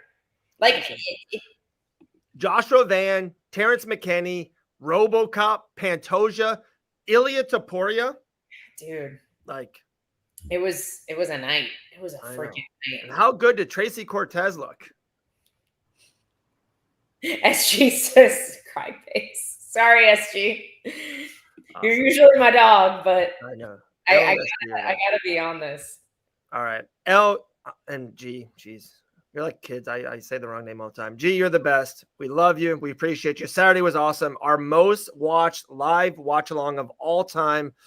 I don't want to say it was all me, but I think it was a lot of Jillian the Savage Robertson. We gave away. I literally just sent out your signed gloved to that guy Tyler was killing in the comments, subbed it. So we had a great time. We appreciate it. Thank you for the giveaways, and we'll see you soon. We'll talk to you soon, G. I'll see you guys on Sunday. Morning Brew every Sunday, 10 a.m. All right. Oh man. I'm totally supposed to tell you that Grant had a dentist appointment at 2:00, and I completely forgot. But he's going to try and make it back in time because it should be a short one. So his plan is to be here by 2:45, but we don't know for sure. I don't know about that. Maybe it's an early one. I don't know. Maybe it's an early one. I got nothing tomorrow because usually Wednesday night we do Ben and Bananas, but with us, there's no show this week. I was going to kind of skip that. Guys, Friday night, if you haven't, go to the YouTube channel. You can come on. You can go off of Fight Bananas. We're okay. We're all givers here. Go to Island Fights. Island Fights 89 was an incredible show. 18 fights, Al. I was on the hot mic for 6 straight hours commentating Island Fights 89. Insane knockouts. Okay, 3 major things. One guy dislocated his shoulder during the fight, went to his corner, popped his shoulder in. The other fighter let him do that, and then they kept on fighting. How badass is that? I mean, it's kind of stupid too, right? Pretty badass, but it sounds like a bad idea. Well, that's what happened. Another time, another guy got eye poked. was like super angry about it, said screw it, like his eye was like all like this, said he was going to fight, walked back out, and they got knocked out in 5 seconds. It was insane. That's nuts. Yeah, That's nuts. Main event was great. Whoa, Benny DeRush. I usually don't agree with anything the MMA Guru says, but I absolutely agree with that. That should definitely be Grant's next fight. Wow. But that means Grant wouldn't fight till like November. Benny's not fighting anytime soon. Yeah, maybe the one after. But Dariush doesn't fight all that often, honestly. He doesn't. So by the time he's ready to fight again, Grant should have fought by then and had another win. So then they could make that happen. You know what I think is going to happen now? I think I got it. Yeah. You ready? Grant Dawson's next fight is going to be against Rafael Fiziev. I'd be down for that. Yeah. I think that's what's going to happen. That'd be cool. He's always ready to go, right? Yeah. Benoit says, St. Denis says he wants to fight in Paris. Doesn't have an opponent just yet. Grant is open to that. I know he is. We've talked about it. Fighting in Paris would suck because that's what I'm saying. Worst, but unless you're French, then they're the best. But remember how much Brendan Allen hated that? Taxes. They were taking blood away from him day of and stuff. And French taxes too? Taxes? Heck no, I'm not. Like it's bad. It's bad over there. All right. Sean, we love you. Let's see what you got. Elle, what do you think about Phil Davis got screwed on Friday? What happened? What happened? Bed after Rafian and Sergio Pettis fought because it was really late and I was really tired. Okay. I was working. Didn't even see it. I don't know. But since you watched, Sean, I am dying to know if you thought Romanov actually got hit in the junk that hard, or was he flopping again? Another flop. Like he did possibly in the UFC. This would be the one perk to going to Paris, would just be like getting to go to Paris. But fighting in Paris? Ooh. If I know Grant likes to take Dakota Bush. Hey, is this Grant Dawson's wife? It is. Hi. Yes, Robert G. That's me. Sub the channel, bro. Come on, sub it. Watch like every Tuesday you can come, and sometimes Grant's here too, but wife is always here. So Grant's always here. Dude, I watched last week's show, like during the Banana Blitz. Grant was so funny in the comments. He was amazing. Oh yeah, he was great. When G and I went about the rigged point system. Dude, I have it right here. Do you want me to give it to you? Yeah, I want to know what the full rule set is for Banana Blitz. These are the rules. I got it right here. Read me every page. Okay. If you get the correct answer, you get 5 points. If you Gillian get 50 for one of her answers. Dude, I'm getting there. If you say a bad answer, you get -2 points. A mediocre answer gets 3. And then if you can get 50 points by saying something really smart about the host, Dave Van Auken. Oh, so I wasn't kissing enough ass. You won, by the way. I gave you the win. I thought I lost by a point. No, you had the Joshua Van thing. It was amazing. So spot on, by the way, too. That's amazing. I also have to give SG some credit for that. He brought it up in the comments section. Technically, SG was the first one to say, but they could have Van and Pantoja face off, and that would be a huge moment. And I was like, yeah, it would. And I kind of stole that from SG. So credit where credit is due. But appreciate that, man. SG, have we ever sent you something for free? Let me know. Let us know in the comments. If not, let's send you something for free, man. We got some good stuff. There was a rule set. See, the fans know there's no real rule set. It's just, SG, I got rules here, buddy. Dave's just making up the rules as he goes along. Whoever he feels like should win that day. Hey. Talking, we got to get a big win tonight. We have a big bloodline game. We're 8-1. It's our last game in the regular season. It's a big game tonight. Are you gonna miss it? Are you gonna miss the season when it's over? Oh yeah. This is L. I don't want to get too emotional about it. It's the funnest time of my life. It is. There is nothing better. You know how much I love Fight Bananas. Dude, Friday was at Island Fight. Saturday we were here. It was an incredible fight weekend for me. But coaching my son Dylan and him and his buddies and just the greatest time of my life. Aw. Yeah. Dad of the year, Dave Van Auken. Hey, Dublin, Ireland. Ireland. Let's go. Robert G. Shout out to you, Robert. Shout out to Florida. We appreciate you. Tell all your other Irish friends to watch. Yeah, tell them all. Tell them to sub the channel. Was using the horn type rule set. Sean knows what's up. Sean's a smart man, dude. Let me know if you got your good, Sean. I think I hooked you up, buddy. I ordered some more gloves, so we're gonna have some more signed gloves here, and we'll get some signed and passed around. Well, yeah, we have some. I feel like we got a bunch of cards too. Bet your wife enjoyed that one, Dave. Which one, Jake? I don't know. Not my son? I don't know. Don't get that. I don't know. Anyhow. Sorry, Jake. Didn't get the joke, I guess. I don't know. I'm gonna be honest. I was a little disappointed with Moicano. We love Moicano here in Fight Bananas. He won round 1 and looked amazing. Got like the semi knockdown TKO-ish. I was like, oh, this is it. We put him out.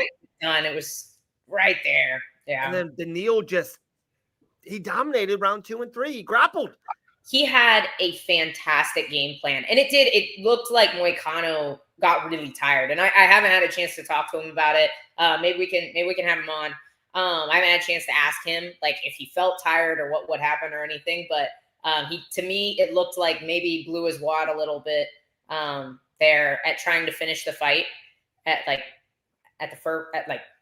the first round at the very end, but then just wasn't able to get it done, and maybe spent a little bit too much energy there at the end of the first trying to get the finish, and just didn't have it going into 2 and 3, because you saw him like he wasn't always fighting for his best positions. Like we all know how good Moicano is on the back, and maybe Benny was just doing a really, really good job defending. And I don't want to take anything away from him because he had a really great game plan for Moicano here. Like I thought the kicks looked really, really nice. It looked like the inside lows were hurting him a little bit. And I don't know if the body kicks did much damage, but they definitely looked hard. Like they looked dense, and it looked like he was keeping Moicano's right hand at bay, which we saw was able to hurt Benny at one point. But I feel like Beneil did a really good job making sure he didn't ever let the second hook in when they were on the feet, fighting hands. He did seem to have a good game plan, but you also saw Moicano maybe didn't have the energy to fight for the back in the third round as much as maybe he had it earlier in the fight. Now, have you ever got in one of your fights? Have you ever fought and then just had like an adrenaline dump or an energy dump after round 1 or even during round 2 that Moicano just seemed like gas? He just seemed a different man after those first 5 minutes. He just was never the same. Yeah, and normally we don't see Moicano like that. He usually has a pretty solid gas tank, and he can usually do, at the very least, he can get his takedowns going, he can get his control going and do some damage on the ground. And he looked really tired compared to how we would normally see him. And I've had like maybe one performance where I was actually sick. I had the flu like all fight camp, and it was my one decision win as a pro. And I was very upset that I didn't get a finish, but I felt like ass. Just absolutely, like, between making the weight, being sick all camp, I definitely didn't have that. I don't know if mine was an adrenaline dump, but I definitely had that where it's like where your arms feel like lead. I think this is a good example, actually. SG talking about Jacoby Smith. Jacoby Smith absolutely blew his wad in that first round. And luckily for him, a younger Nico Price. Yeah. That second round may have looked very different. You know, I feel like with Jacoby Smith, I'm very interested to see if he can recognize the mistakes in that fight, because he's still young in his career. If he can recognize the mistakes in that fight and make those changes when he fights a higher level opponent, because I do think I could see that getting him in trouble if he can't get these guys away in that first round. But how old is Smith? Do you know? 26, 27, I believe, in that range. Still very young. Yeah. Let me see him. Kobe Smith. That's a cool nickname. No, he's 29. 29. Yeah, he's up there then. Nico Price probably should retire. He should. Which makes me sad. There was a point he was on his back, and I was like, if anybody can get a knockout from he's like, yes. Yeah. Price. I was gunning for him. I really was gunning for him. But this dude was the biggest betting favorite, not only in UFC history, But I'm pretty sure MMA history. Don't quote me on that. I'm not positive on that stat. But bigger than Kayla, bigger than Bo Nickel, bigger. Yeah. Did So he really look like he should have been? Maybe. No. I think that was a more of a fade on Nico Price than more of a high on Jacoby Smith. Right. I agree. And I think he's got a lot of great skills. He has great wrestling, good control. He clearly has power.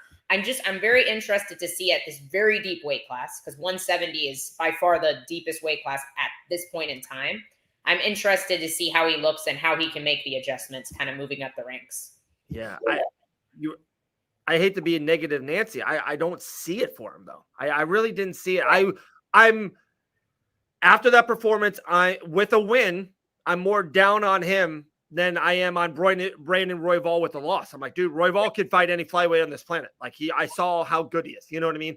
Jacoby Smith won. I'm like, I don't know. I don't see it. Do you know what I want to see so bad? And I know people are like, another rematch. I want to see Royval, Brandon Morano too.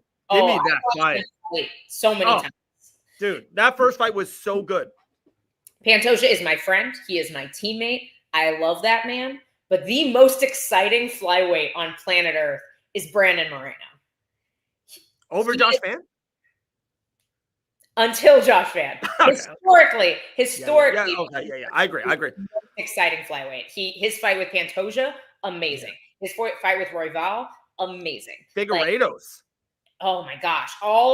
Every single title fight Brandon Moreno has been in has been a banger. Yeah. And so I honestly, I kind of want to see him and Van fight. Like, obviously Van's going to fight Pantoja. That's going to be amazing. But should Van lose to Pantoja? Yeah. Maybe they do him and Moreno, because poor Moreno too. Like, I think Moreno is one of these guys that is just consistently at the top of the division. And I feel like he's almost turned into the Max Holloway of this division. And because he just can't quite beat Pantoja, but gosh darn, he can beat just about everybody else. Royval and their last fight looked phenomenal. He had a really great game plan. I also feel like that wasn't Moreno's best performance. Moreno had been super busy, really active, had not taken time off forever. And I feel like when he came back and fought, was it Albazi? Amir, yep. Amir Albazi, you could see that he needed that time off. And so Moreno is just, man, he's that guy. Like, he's the most beloved flyweight ever, El. Most beloved. And he deserves it, man. He really does. And Pantoja's building that following. Yeah, he is. It's a little slower, you know, and he deserves it too. Pantoja's a phenomenal person. Shout out to our main man, Josh Cohen. Guys, if you don't follow this man on Instagram, great follow. He literally tapes the Miami skyline and there's UFOs everywhere. My man, Josh Cohen, in the business. Good dude. Good follow on Instagram. There you go. Shout out. Oh, this is a good comment here from Greg. When are we going to get Gary versus Brady? According to Ian Gary, he has said yes to Sean Brady. I don't know if that's because let me pull up the rankings real quick.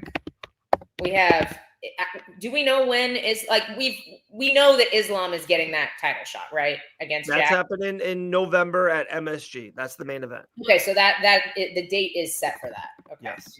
There's 4 pay-per-views after August, because August to me is done. After that, 4 pay-per-views left. Right.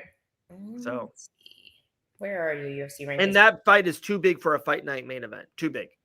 Yeah, no, way too big. That's a pay-per-view fight. It keeps giving me the fan rankings. I don't care about that. Okay. That's like a new feature on the UFC website. So when I search UFC rankings, it pulls that up instead of the actual rankings. That's all I care about is the fans. So, all right. I'm a fan. We did this a few weeks ago. Do you remember? We match made the whole welterweight division. And I honestly can't even remember what we were talking about, because we have Michael Morales is fighting Leon, right? That's already set? No. It's not? No. Oh, I was thinking it was. It's rumored, but not set. Rumored. Okay, rumored, but not set. So if that's right, I really do want to see that. I think that's a fun fight. Yeah. Michael Morales would smash Leon Edwards in 2025. You might be right. You're probably right. You know, that dude is done, dude. Leon's done. Man, it's so crazy. If we look at this division, Leon is older, Usman is older, but dude, these guys are still they're still good. Usman's great. But they're not 27, 28, like the rest of this top 15 here. It's just it's mind blowing how young this division is right now. And that's like, most of them aren't even in their prime. You ready for this one? I know you're doing this. It just popped in my head. I got to say this out loud. Usman versus Brady would be incredible. Yeah, I would like that would be incredible. I really would like to see that fight, because honestly, I don't know who I would pick in that. Usman, we were talking about this after Usman beat Buckley, and I was like, man, like you can see when that man is standing that his knees are like toast, but it doesn't matter because he's so good. Legend. So good. Also, my one thing too is I feel like Brady will scramble better than Buckley did, because Buckley was so in my mind, this is what I saw. Buckley was like, I don't have to waste energy trying to get up early because I have 5 rounds to knock this man out, and I'm going to. And then he didn't. And then all of a sudden in round 5, he's like, oh, I better start defending takedowns. I better start trying to like move. And it's like Brady won't settle if he does get taken down. Right. So, and I'm interested to see if Brady can take Usman down. I don't know if he can, but I'm interested to see what those grappling exchanges look like between such high-level grapplers. But I feel like I want to see all these young guys matched up. I'm torn because on the one hand, you never want to lose a contender. You want to match your veterans up with your young guns so you can just keep filing in contenders for the title. And this is a weight class where we very well could never see a successful title defense for several fights. Yeah. Oh, I agree with that.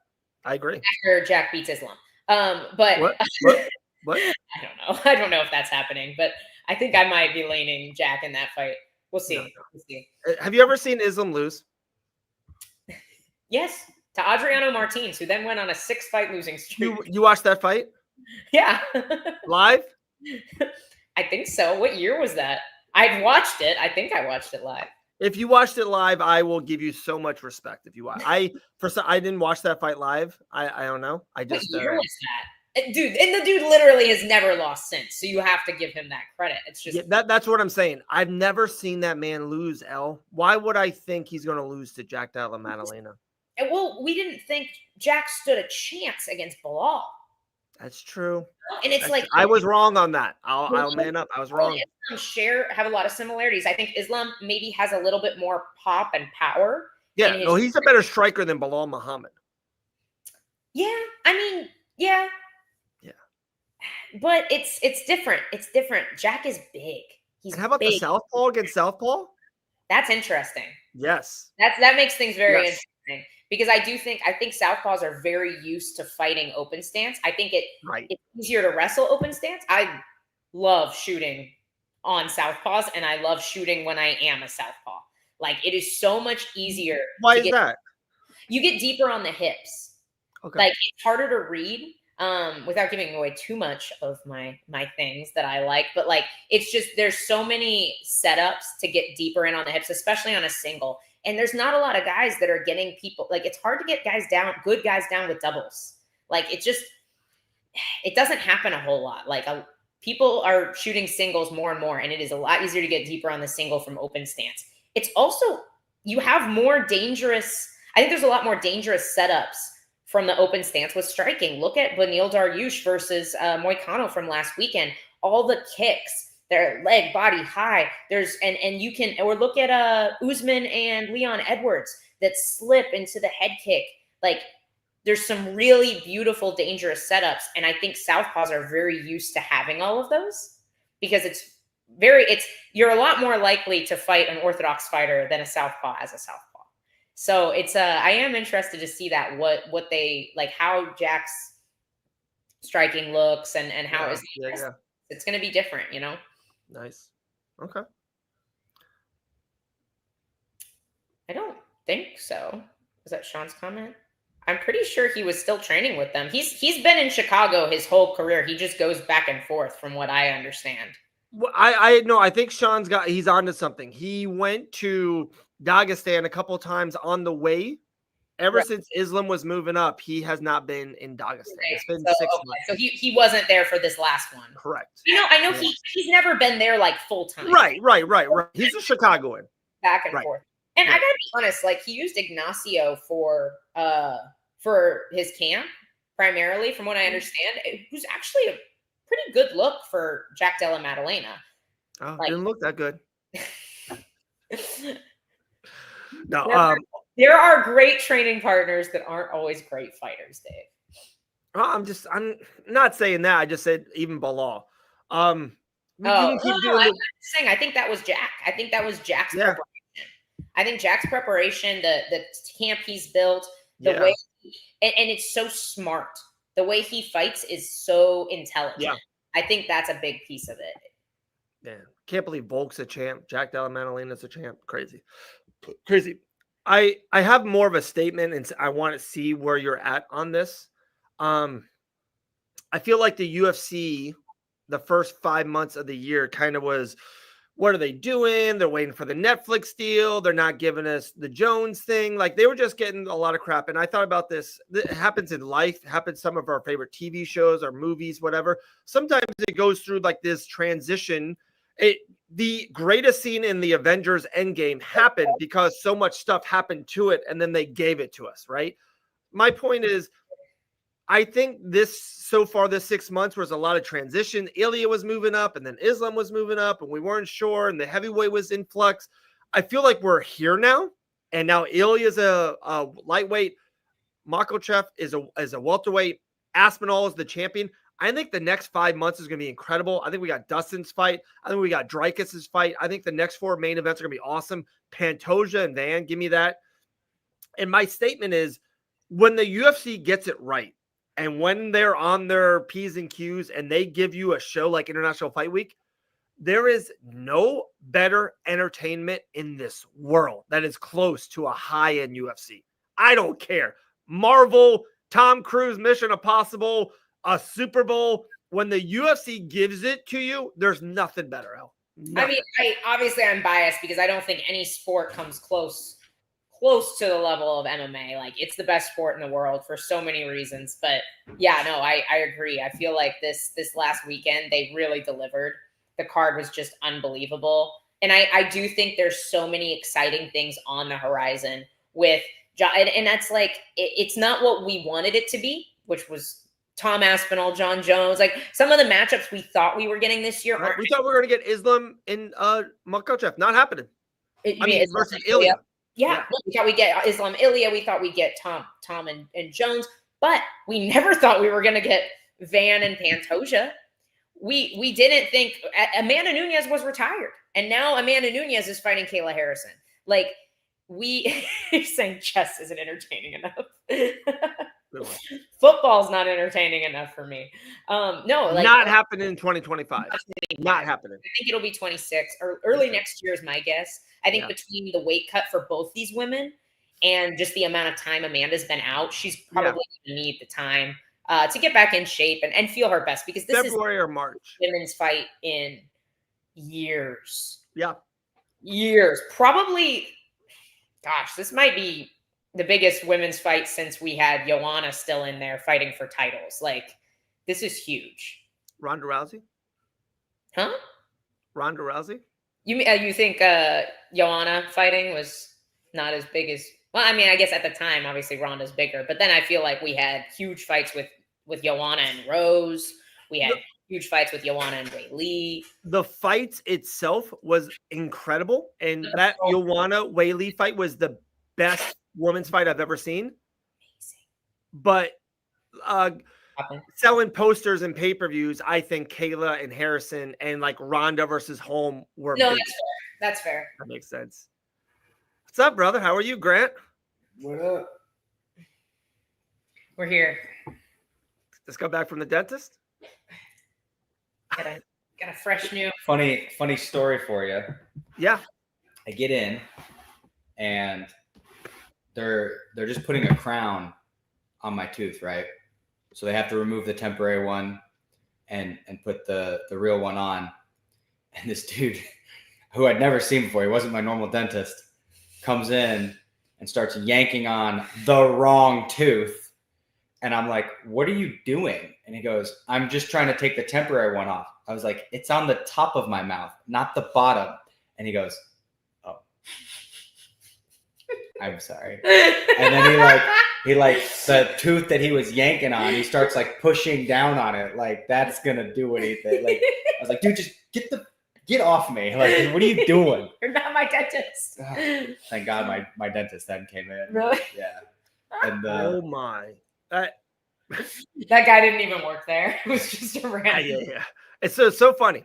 I have a funny dentist story as well. I get angry 3 times a year. I am beyond blessed in life. There's just no reason to be angry. It's just my thing. I don't know. So I go to the dentist and I set up, I had the same thing. We talked about it once. I had a root canal and they did it. It was like a 2 thing, whatever. So then 6 months later, I'm like, hey, I just want to go in for a cleaning. I just want to, hey, come in. You guys will do clean teeth better than I do at home. It's that once a year. It's horrible, but I'm going to do it. I'm going to be an adult. So I go in there to do a cleaning and they start taking all these x-rays and they start like messing with my gums. They're like, oh, that's horrible back there. This is horrible. You got to do this. You got to do this. I have my wisdom teeth still in too. I'm 41 years old, about to be 41. Still have my wisdom teeth. They're like, oh, you got to take those out of there. I'm like, well, they don't hurt me at all. Like zero pain, nothing at all. They're like, nope, take them out. And they had 3 surgeries for me. And they're like, yeah, it's like $9,000 for all 3, this, and this. And I'm there for 45 minutes. And they're like, okay, well, when do you want to do these surgeries? I was like, when are we doing the cleaning? They're like, oh, we're not doing a cleaning. I'm like, that's what I'm here for. I literally take off of work. I'm here to do a cleaning. They're like, oh no, we want to get these stuff done. I'm like, I spent $85 for you to clean my teeth, and they'd never touched my teeth once. I did the same thing. I got up and left. I was so angry. I'm like, walked out of there like I was the Grinch. Wow. Yeah. Did you never got your teeth cleaned? Not once. Never touched it. They just took x-rays and paid the money. Oh yeah, of course I did. Yeah. I don't want to. I'm not a fighter. I'm a lover. I don't want to mess with them. I go, yeah, take my money. Wow. Yeah. And I left because I'm never going to go back. I don't want my wisdom teeth out. They're fine. Yeah. Wow. Yeah. Why? Well, I've never had a surgery. And infected. That's the only reason mine ever came out. Say that again. Oh, I had impacted wisdom teeth, and I got an infection in the bone. The only reason that's bad. Yeah, it's bad. Well, that's the show, guys. No, I 2 things, Grant. 2 things for you. We had major thread questions throughout this whole thing, and I don't think you were here for this. And so we'll start where we were just ended. I felt like this 2025, this first 5 months of the UFC has been a lot of transition time, right? They didn't know what was going to happen with Jones. There was rumors about other fights, and then Ilia moved up, and then Islam moved up. So there was just a lot of transition. It seemed like some kind of weak pay-per-views, and is Netflix happening, blah, blah, blah. But what happened this past Saturday at UFC 317, main reason maybe isn't Ilia, but the whole card, when the UFC gets it right, and they try, and they put on an incredible fight card, there is nothing. And I know Star Wars, Marvel, Mission Impossible, basketball. When the UFC gets it right, it is the greatest show on earth. It is amazing. There's nothing better. Yeah, definitely. That's why the UFC is the only promotion that seems to be able to make the sport of MMA work at a grand scale. Yeah. I think their issue is that they're watering down the product a little bit. There's just too many guys and not enough shows. So you're going to have cards where it's like, oh, he used to be a draw 15 years ago, and this guy could be a draw 10 years from now. Let's have them fight each other. And that's your main event. So Nico Price and Jacoby Smith. Yeah. So it's like these fights that, I should say these cards where it's like, oh, I'm excited about that fight and that fight. And you're just kind of like really glad that the card is free, Right. When they sit down and they want to make a pay-per-view and they want to sell pay-per-views, they get it done, and they always deliver when it comes to that. I think the UFC, the sport of MMA is about to go through a bit of a dry season, but I do believe after that it will flourish again, and there will be amazing brand new things that people get excited about. Yeah. I'm excited. There's been a lot of rumors about the Contender Series literally doubling their shows, and I think what they'll do to is I do think they will wean out some of the winners and even wean out some of the UFC roster as well. And kind of these contender shows will just influx of talent, because let's just be honest, that there's a ton. We saw Peyton was on the main card and he was on the contender series literally last summer, and he's becoming a little bit of a star, maybe for different reasons, but coming a little bit of a star. Last thing for you, and then, you know, we'll run. We had, I thought, a really fun debate on this. Love your take on it. UFC 317 to me was so good. I think it was a better all-around show than UFC 300, which is like in our last 5-7 years, whatever you want to say, is maybe the most beloved pay-per-view from beginning to end. What's your take on me thinking, and G and L actually did agree with me. They thought 317 was a better full-around card. RoboCop's knockout, Joshua Van fight of the year, Ilia getting the job done, just them facing off. The heavyweights even threw down first fight of the night. It was just a great, well-rounded card. UFC 300 had bigger names from beginning to end, but the fights were lackluster. And so I just think 317 was a better night than 300. You want me to pull up 300 for you? You make a strong. Remember, that fight wasn't great. That fight wasn't great. Okay, first off, you're wrong. That fight was great. I don't know what you're talking about. You just don't like MMA.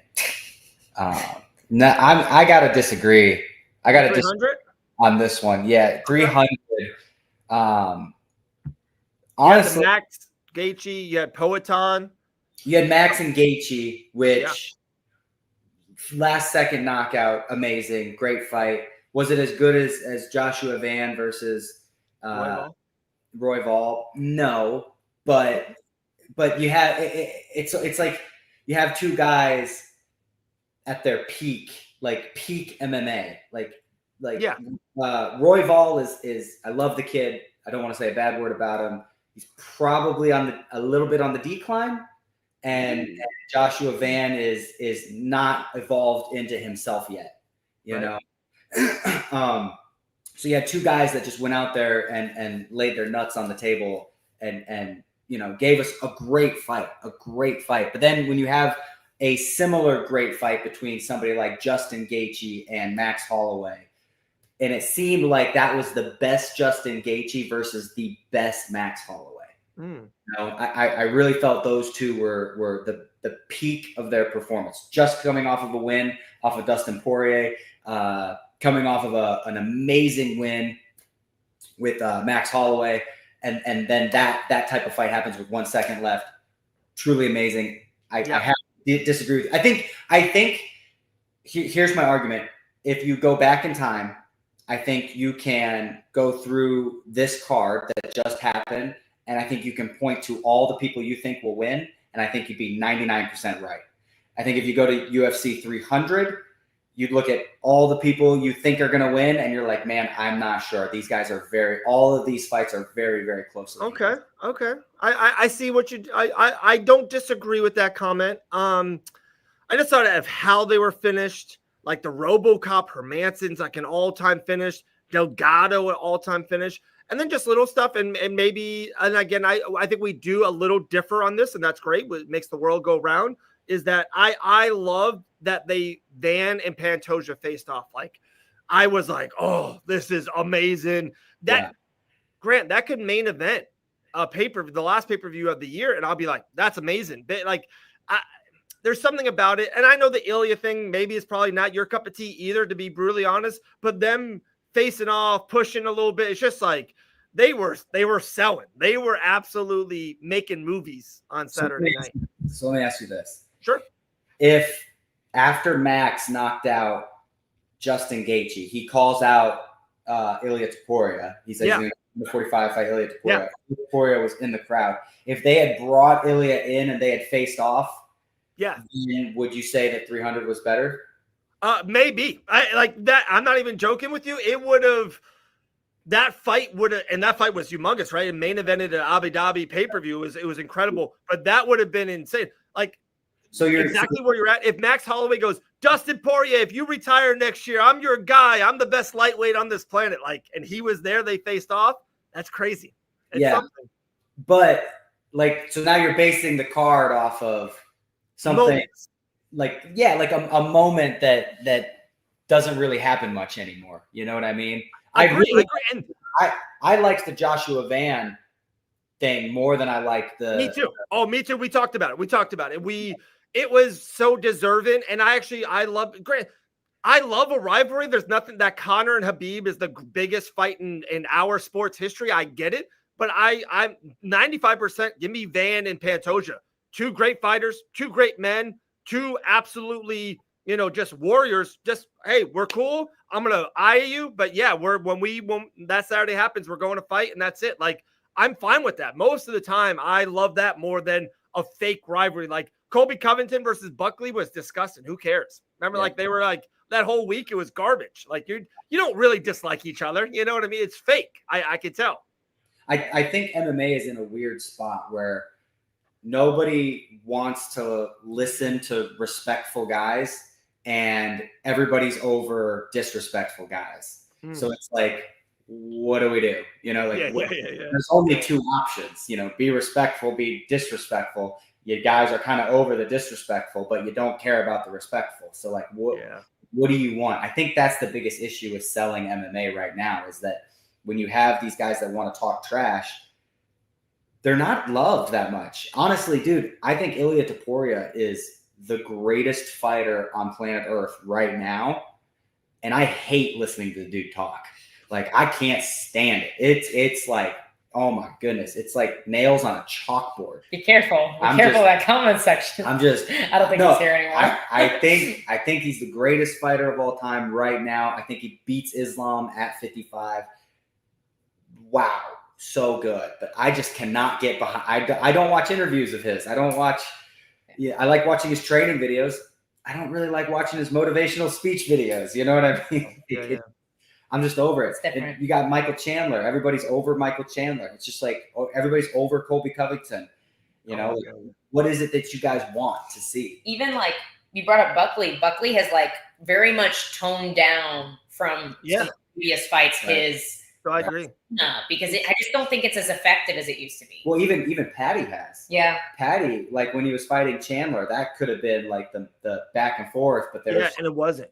It wasn't. It wasn't. I think everybody's kind of realizing, like, dude, that's a lot of energy that I have to sit and time and think about what I'm going to say and, like, muster up this, or it's going to feel fake. I'm just going to go. If I feel it, I'll say it. If I don't, I'm not. And it's a weird spot, It's a weird spot.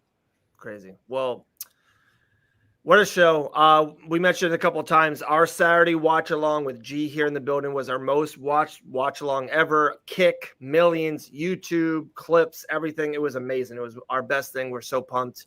We're hoping to have the Dawsons back sooner or later, or maybe even a watch along at the Dawsons. We'll see. We'll see if we can figure that out for a pay-per-view.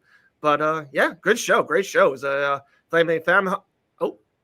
I want to answer SG's question because he's always awesome in the comments. Sure. I'm looking at it right now. I have the what they're voting on.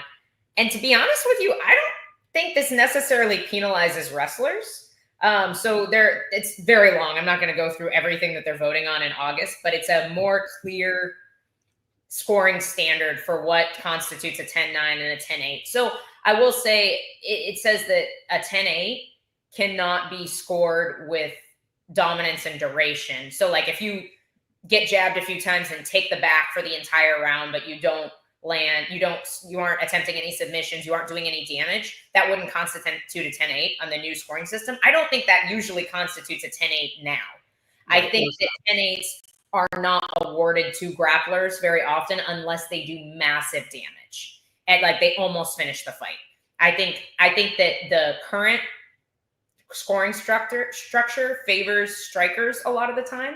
Sure. And with this being said, like this is saying, if anything, I think the new setup, if judges follow it, will actually help grapplers, because something it says here at the end is there will be no scoring by the judges for defense. Defense allows the fighter to continue in the fight. Only offensive actions are scored by the judges. This is a MMA Fighting's article, by the way. I want to give them credit. I'm just looking at a list of everything that they're voting on. But as it stands right now, I think a lot of the time, if there's not a whole lot happening, but one fighter is a dominant wrestler and they're doing a lot, there's a lot of pressure and maybe they're attempting a lot of takedowns and the striker is defending a lot of takedowns, even if the striker doesn't land anything big, sometimes the defense looks good in the judge's eyes and wins them the round. And I think them specifically saying, hey, defense cannot be scored. I think that if anything, that helps grapplers. So I am interested to see, I'll read this in a little bit more depth and we'll come back to it, but yeah, I'm not hating it. I'm not hating a standard where it's more clear, because I think there's a lot of issues with judging right now where it's way too subjective. So I think anytime there's a more clear definition, the fighters win. So it's really interesting if you think about our sport and how, what's the word? Not against, but lopsided toward wrestling it is. You know, you start every round on the feet, right? So if you get somebody down, you take their back, they're going nowhere for the entire round. They get another chance the next round. Right. You don't see that with striking. If you get a takedown and there's no damage done, they stand you back up. You don't see that with striking. There's plenty of striking fights where absolutely nothing's happening, and they say, okay, you're running away too much. Start on your back. You start in his guard. You know, everything seems to be. That would be cool. Actually, I like that. Everything seems to be based towards. Yeah. There's even like, I don't know if this is an official rule or if this is just what ends up happening, but I see this all the time. I lift a dude up, I take him down, and he grabs the cage, and we're on his knees. He's got the cage in his hand. He won't let go of the cage. I can't break him down all the way. They stop the fight, separate us, take a point from him, and now we're striking again. And I'm like, dude, keep the point. I want the takedown. I don't want the point. I want the takedown.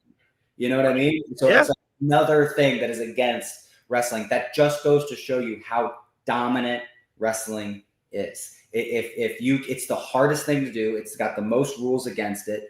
And if you are good at it, you will win most of your fights. That's how dominant it is. And it goes all the way back to, ancient Rome when they were wrestling each other to find out who gets to marry their sister. It's the deepest sport in the world. And I absolutely. So good. That God, your lines are so good. I say all the time, if call it my two boys are getting into it a little bit, they're just getting into it. And if I had to essence them with one base, you'd be like, hey, you're going to be in the Madden ratings, you're going to be 100 at something. I'd be like, hey, be 100 at wrestle. That's the skill. You could be a 75 striker, 75 at jits, 75 at Muay Thai, whatever, be 100 at wrestle. You'll be a successful UFC fighter if that's what you wanted to do. But to be honest, if you're 100% at wrestling, you could be way lower on your other skills. Right. You're right.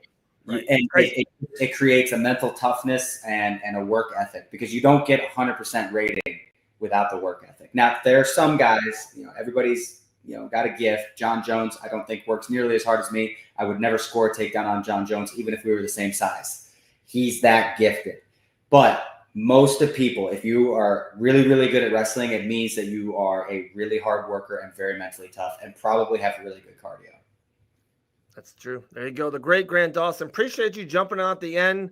No UFC this weekend, so no Banana Blitz, but we talked about it. After that, Nashville, UFC 318, the Dustin Poirier Last Dance, and then that great UFC on ABC Abu Dhabi show, which is Whitaker versus RDR, Mosar versus Pico.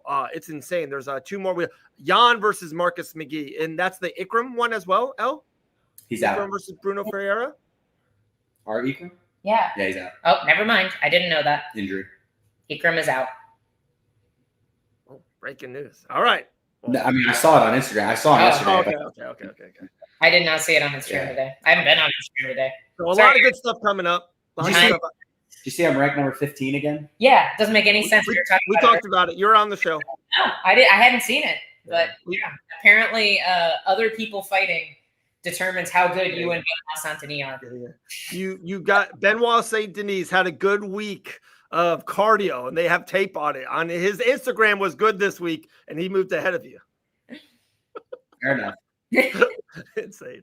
We talked about your it's your next thing has to be Benoit Saint-Denis in Paris, Beneil Dariush at Madison Square Garden in November, or Michael Chandler.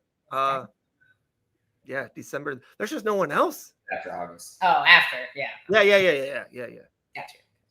Your next thing. Well, if something happens. All right. We're out.